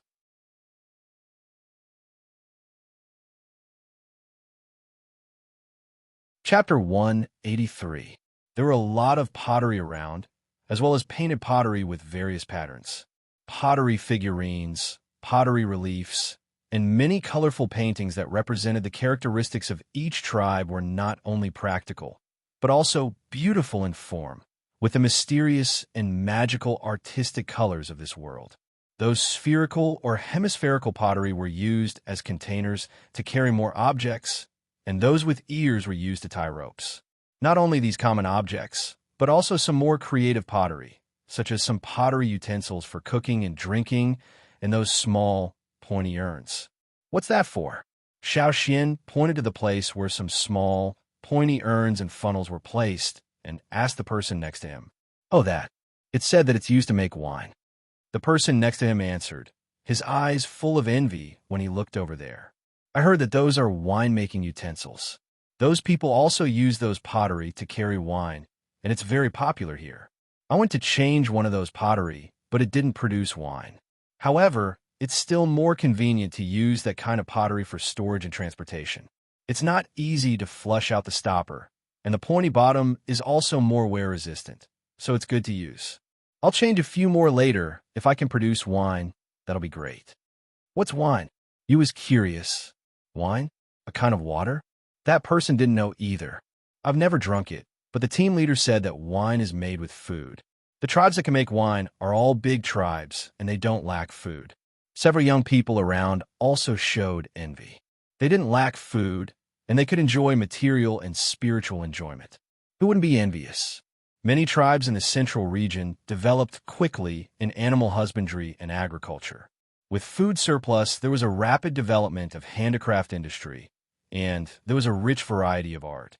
This was also why travelers said that the central region was a very wonderful place. There was a relationship between function and decoration in the design of art. In such a place, people's labor and daily affairs were mainly for survival. After all, survival was the most important thing, and life was ranked second. Creativity was for a better life. Therefore, in all creation activities, even in such a barbaric and primitive place, the design of pottery was centered around people and practicality as the foundation. Many people in the tribe worshipped these pottery, but it was not necessarily because they followed the trend. There were many factors of worshiping the craft. Xiaoxian saw a variety of pottery on display. While the old men of the Yinjiao tribe were immersed in their antique pottery, there were already more varieties here. If the old men of the Yinjiao tribe saw this, who knew what they would think, especially Xing, who had shown off his collection of pottery in front of Xiaoxian. In addition to pottery, there were also many jade products. Most of them were in the shape of strips, half rings, or even less than half rings. A few were in the shape of bridges. Some jade stones had nothing on them, only one or a few holes. Some jade stones were engraved with complicated patterns. There were even jade ornaments that were entirely carved. Are those jade stones? Yu's eyes lit up as he looked over. Yes, those are jade stones. It's just that they're not good jade stones. When you go, pay attention. Every person in the Mang tribe is carrying a piece of jade. Most of them are in this shape. That traveler gestured and drew a bridge. As for those who carry jade stones like this, you should stay far away from them. He then drew a half ring and a circle. These people belong to the higher ranks in the Mang tribe. Let's not provoke them. The surrounding youths quickly nodded. Don't just look around. Let's go find a cave to rest in. The experienced traveler called out to the youths who were looking around. Don't get separated. If you get separated here, you'll be at a disadvantage. You might even lose your life. In this lawless place, everything was naturally decided by strength. The tribes in the central region were generally stronger, so the travelers would gather in large groups to be safer. From here on out, the traveler group would not be so idle. They also did not have the time to pay attention to the scenery. They had to be on guard at all times. There were many people from other tribes around. Anyone could become their enemy. When you were not paying attention, they would stab you, rob you, and then disappear without a trace. It was not uncommon. There was a mountain not far from this market. The mountain was not very high, but there were many caves. Some were naturally formed, and some were dug out by travelers or other people. Some were big, some were small. The Mang tribe and the Eight Limbs tribe would not care about the caves here. Whether the people who came to the market could live in the caves depended on their own strength. If they walk a little further, they would enter the territory of the Mang tribe or the Eight Limbs tribe. There were also built houses, which were safer. But if they wanted to live there, they would have to exchange more things. The travelers were not willing to go there. Xiaoxian followed the group to the front of the mountain. Bang! A man who was beaten until his bones were twisted and covered in blood was thrown down from a high place. He died after 2 strokes, but the others around seemed not to have seen it. They were busy with their own things, talking about their own things. The travelers were not surprised. This kind of thing happened every day. Robbing caves, fighting over things, quarreling because they were not pleasing to the eye. They could see it all the time. But sometimes it was just a small fight, and sometimes it was a life loss. As they approached the mountain, changes gradually took place in the traveling team. The experienced and strong soldiers surrounded the injured or too young and inexperienced people in the middle. At this time, there was no division of tribes. Since they came together, they naturally had a cooperative relationship. Here, they had to be united, or they would be at a disadvantage. There were big and small caves. There were hundreds of people in this group, so they naturally needed a big cave to live in. And the competition for a big cave was also very fierce. The few leaders at the front of the group looked up the mountain. Experienced travelers could guess the general distribution of power at a glance from the people walking around outside the cave. They couldn't afford to offend those who were too strong, and those who were too weak definitely didn't live in a big place. Therefore, they targeted those groups that were not too strong, but still had some ability to make a move. Over there, Fan Ning pointed in a direction. The other leaders also nodded in agreement, indicating their own people to follow. A large group of hundreds of people coming over would inevitably attract some attention. Some people had some impression of this group and were more familiar with them. They could guess their style of doing things. And some of the newcomers were asking around. To stand firm in this chaotic place, it was necessary to know yourself and know your enemy. Some of the young people who came here for the first time, the novelty and excitement at the beginning had already been affected by the oppressive gazes and the strange atmosphere around them. They did not even dare to look at those people. Raise your head. Don't look like a coward. You're throwing the face of the tribe. Someone in the group said in a low voice. Xiao Xian looked at the other people on the mountain. They all looked like humans. No one had an extra pair of hands or a missing pair of legs. But there were still obvious differences in their facial features and figures. Some people had makeup on their faces, some did not. Their clothing also had different tendencies. With a rough look, one could see that this was really a hodgepodge place. It was Xiao Xian's first time seeing so many people from different tribes in one place. Walking up the mountain a little, the group went straight to a slightly bigger cave. At the entrance of that cave, there were a few people sitting. Seeing the large group going over, they also called out to the people inside the cave to come out. We'll take this cave. A tall and skinny person walked out and said, Oh, Fan Ning continued to lead the group forward. Now this is ours. Needless to say, the fight had already begun. A figure suddenly shot out from the cave. With a sound of breaking air, it rushed towards Fan Ning, who was at the front of the group. Feeling this sudden gust of wind, Fan Ning's eyes slightly narrowed. A cold light flashed through his eyes. His ankle that was walking forward suddenly turned. His shoulder shook. Instead of retreating, he went forward and met the attack head-on. The opponent's swinging leg attack was very swift and fierce. Xiao Xian did not doubt that this kick could make a person's head move. After being blocked by Fan Ning, the opponent landed on the ground and switched to using both arms. The swinging arms were like soft knives as they flew up and down.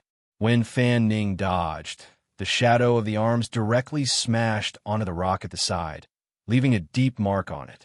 Xiao Xian was a young man, so he was also surrounded by the travelers in the middle of the group. The young people around him were silent, their eyes wide open as they stared at the dangerous battle unfolding before them. When they just arrived, the person who was beaten into a bloody mess left a very deep impression on them. Perhaps the person who lost would end up like that. Losing the cave was a small matter, but if you lose your life, then you have nothing left. But sometimes, even though you know it's dangerous, you can't take a step back. Do you know what kind of frog is Team Leader Fan Ning's favorite frog? You asked Xiao Xian in a low voice. What is it? Xiao Xian looked at you. He remembered that the pattern around Fan Ning's eyes was not very special.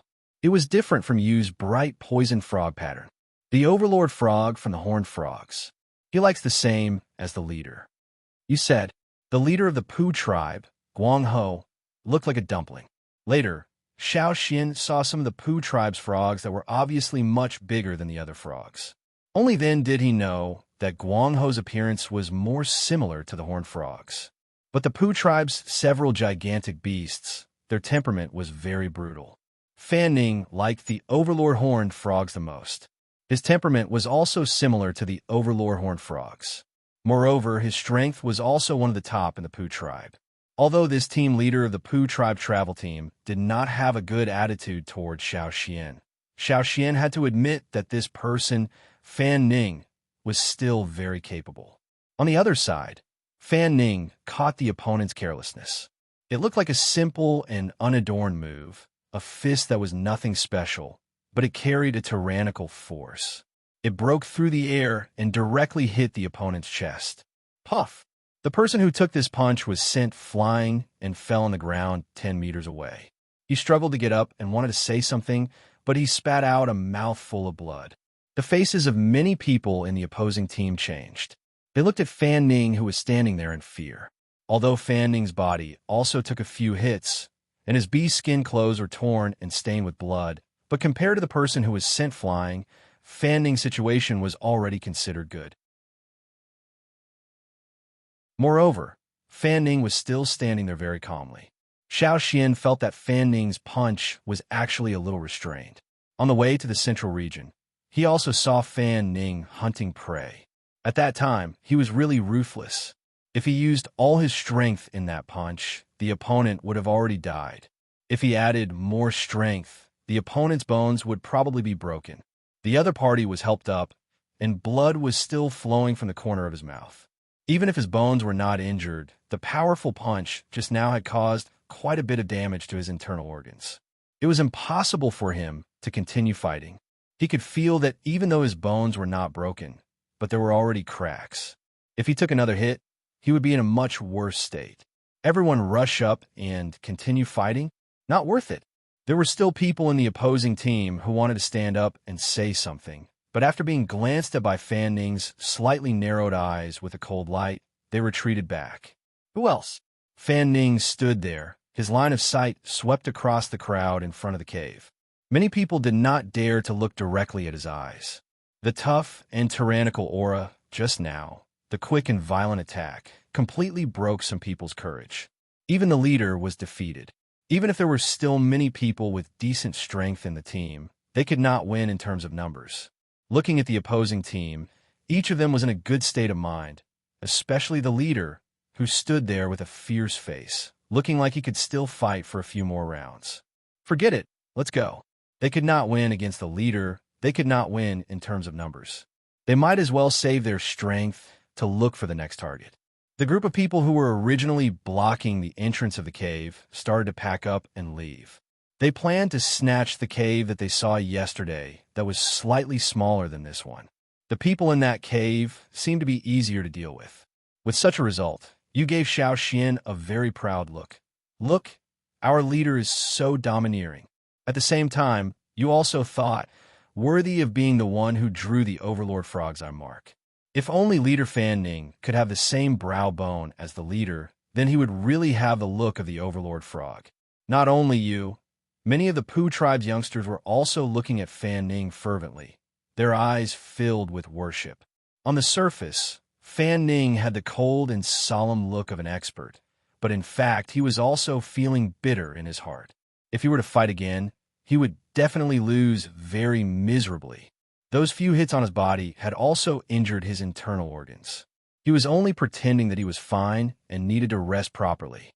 He did not use his full strength in the last punch because he wanted to save some strength to guard against the future. Snatching the cave only needed to intimidate the opponent and force them out. Let's go in and pack up, Fan Ning said to the others. The group swarmed in. Their group was very big, but this cave was enough to accommodate all of them, although there was not much space for them to move around. But to be able to occupy a cave here was already not bad. When everyone was happily walking in, a person's voice came out from the cave. What's all the noise about? The voice had a bit of leisure and laziness, and even had the sound of yawning.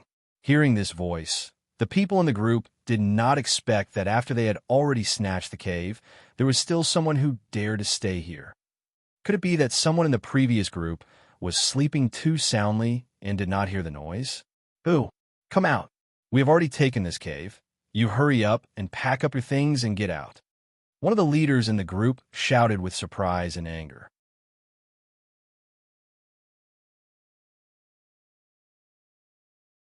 Chapter 184. Tap, tap, tap. The sound of footsteps came from inside the cave. The person inside the cave was walking out step by step. His footsteps were neither fast nor slow, with a hint of carelessness. He was not alarmed by so many strangers at the entrance of the cave. There was no bonfire in the cave. It was pitch black, so at first, the people at the entrance of the cave could not see the person inside. They were only alarmed by the sudden appearance of this person, so they all picked up their weapons and pointed them at the person walking out. In a place like this, even an inconspicuous person could cause you trouble, so you had to be cautious. Near the entrance of the cave, the light became brighter and brighter. The person walking out of the cave gradually revealed his figure. That person looked very young, wearing a linen robe. Although it was a little wrinkled, it could be seen that this linen robe was much better than the one Xiao Xian saw in the Pu tribe. The weave was also more delicate. At the collar, there were some small bamboo pieces that were connected together to form an ornament, making the linen robe not so simple. That person raised his arm and stretched. The light at the entrance of the cave was a little dazzling. He grabbed his messy hair with one hand and looked at the person standing at the entrance of the cave. Another person? You are? The few leaders at the front of the group looked at him and asked, "This cave is ours. Get out of here." There was a younger person next to him. He originally wanted to grab a better position in the cave, but when he started, he was shocked by the noise from inside the cave. As a result, his position was taken by the person behind him. Now he was not in a good mood, so his tone was naturally a little harsh. But he did not notice that the arrogant tone of the leader of his group had become much gentler. He also did not notice that some of the more experienced travelers in the group suddenly changed their expressions. Seeing that the other party did not answer, he was about to say something, but his mouth was covered by a few older people next to him, and he was dragged into the group. Xiao Xian looked at the person who walked out. He knew that although linen had become popular in the central region, there were many people wearing linen in the bazaar. However, the linen on the person who walked out was much better. He even wore well-polished bamboo ornaments. Most importantly, there was a piece of jade hanging from his waist. The experienced people in the team had said that in the Mang tribe, almost everyone had a piece of jade. However, some of them had a very small arc, while others had a half circle or even circle. It could be said that in the Mang tribe, status was related to jade. However, the young man in front of him had a piece of jade that had a 240-degree arc on his waist. Although there were no engravings on the jade, there were some clear green lines like bamboo. It could be imagined that this person was not a nobody. Although they did not know why this person was sleeping in the cave, they could not afford to offend him. This was what the leaders thought at the same time. That person seemed to casually glance at the team of travelers and said, "I have already slept well. You can go in." No one in the team walked in, but following that person's footsteps, the team that was blocking the entrance of the cave quickly made a path for him. Some young people who did not know what was going on were pulled away by the older people around them. With no one blocking the entrance of the cave, more light from outside the cave shone in. This also allowed everyone to see this strange young man more clearly. He was quite white and did not look strong. He also did not feel strong. He did not have the imposing manner of the leader Fan Ning and the others. He was dressed well, but they did not know why everyone was so afraid of him. When everyone's eyes swept over the piece of jade hanging from his waist, the people who were cursing in their hearts just now lowered their eyelids and did not look at him. For a moment, the cave quieted down. The people who were discussing excitedly just now also shut their mouths. The atmosphere was somewhat tense. Ta-ta-ta. The sound of the other person walking slowly was very clear to everyone. Even the noise outside the cave could not cover the sound of the footsteps. Suddenly, the person who was walking out of the cave stopped in his tracks and looked sideways at the team of travelers. The few leaders at the front of the team suddenly felt nervous. They exchanged glances and thought about what they should do if something unexpected happened. But they did not expect that the other person only looked at place in the team and smiled meaningfully. "You have guts. When you go out, don't walk alone." The other people in the team followed that person's gaze and looked at a place. There, Xiao Xian was standing with a frown. After saying that sentence, that person left. He went out and stood outside the cave to stretch his body. He moved his arms and looked down the mountain. Then he jumped.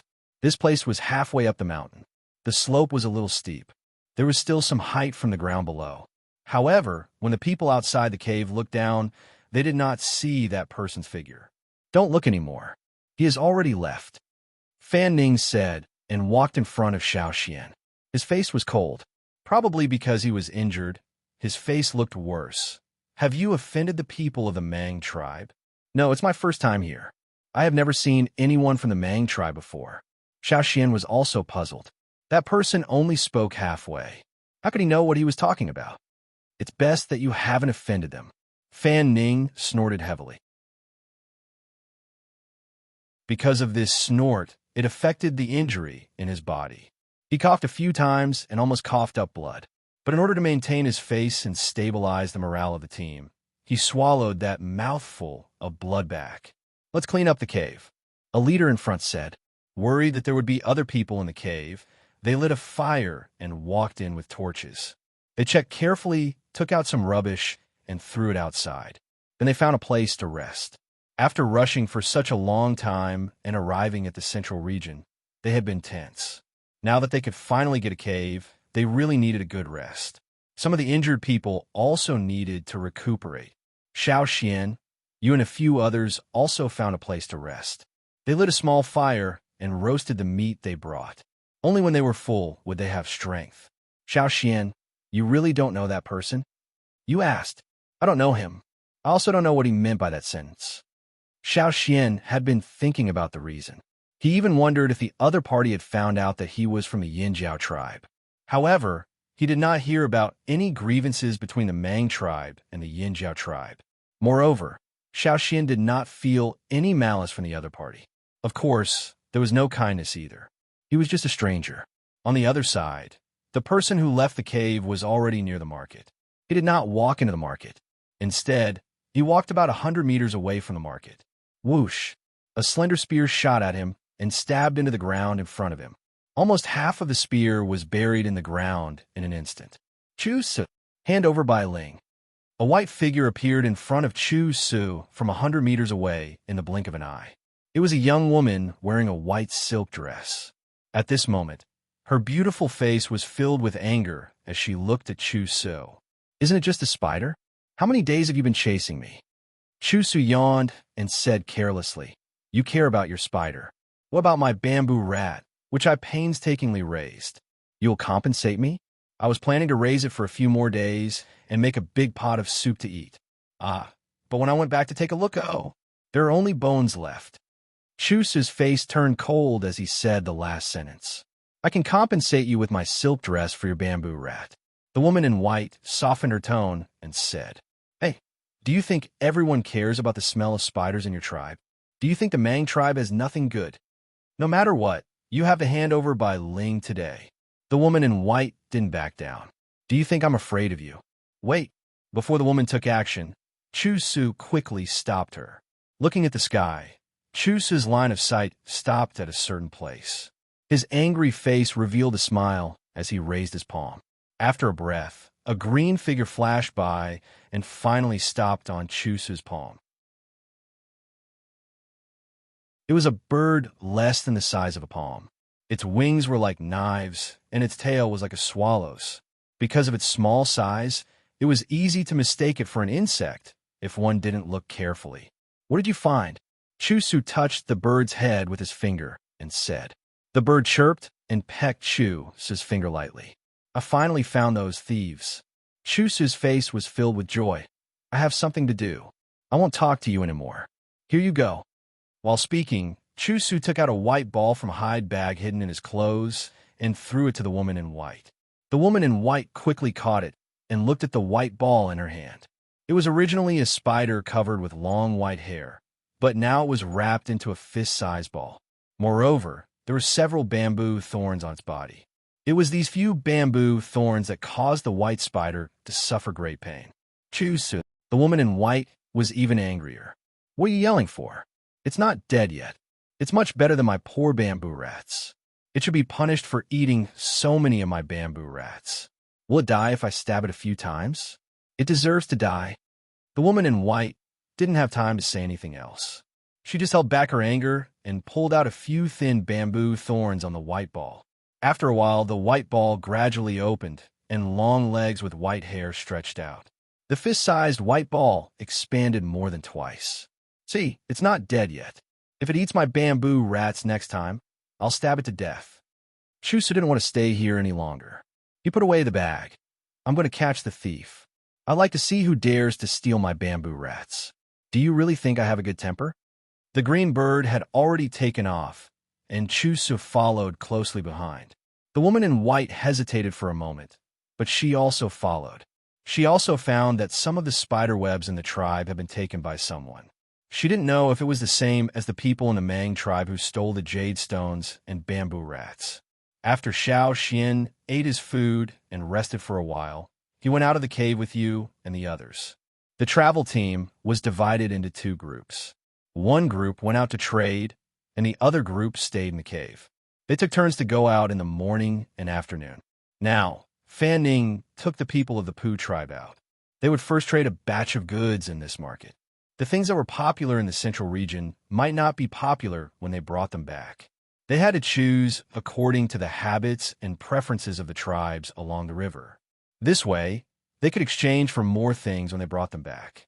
Just like the coarse linen cloth that Xiao Xian saw before, it was nothing here.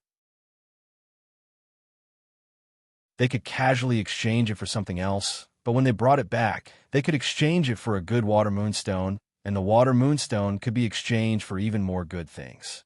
Because there was no unified currency, the transactions that Xiao Xian saw were all kinds of strange items. Sometimes the buyer would take out something that the seller didn't like, so the transaction wouldn't be successful. The things that you took out from the frogs were more popular, so the transaction went smoothly. The drumming tribe's water moonstones were even more successful.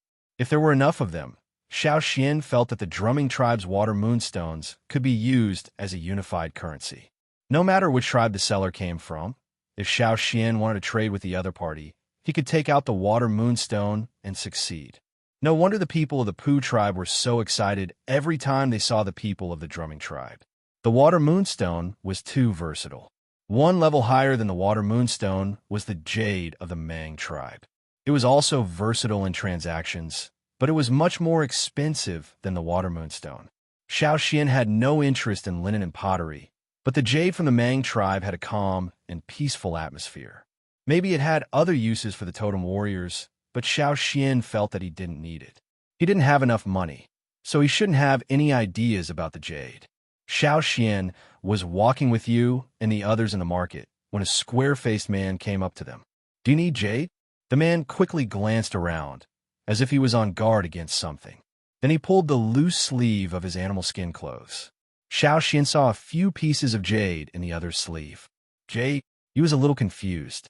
He was actually very curious about jade, but the others in the tribe said that jade was not cost-effective, so the people of the Pooh tribe basically didn't trade jade. "Forget it. I don't have anything to trade for jade. If I trade for jade, I can't trade for other things." You refused.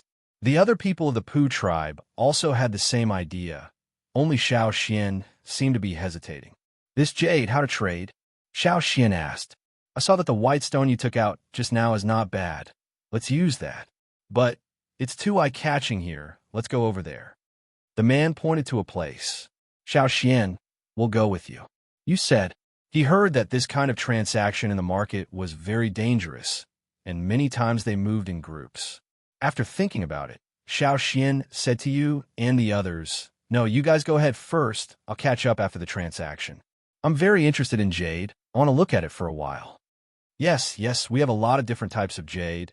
Some of them are carefully carved. The man quickly said, "You really don't need us to go with you?" An older man next to you asked Xiao Xian. "I really don't need it. Thank you." "Okay." Some transactions in the market may involve some personal secrets. The elder of the Pooh tribe did not say anything more and continued to walk forward with you and the others. When you and the others walked away, Xiao Xian said to the jade trader, "Let's go, but I think that place is good." Xiao Xian pointed to another place. "There are less people there." "That place is also good." The man walked beside Xiao Xian, slightly half a step behind. Under the loose animal skin clothes, his finger made a gesture. After leaving the market for some distance, Xiao Xian stopped.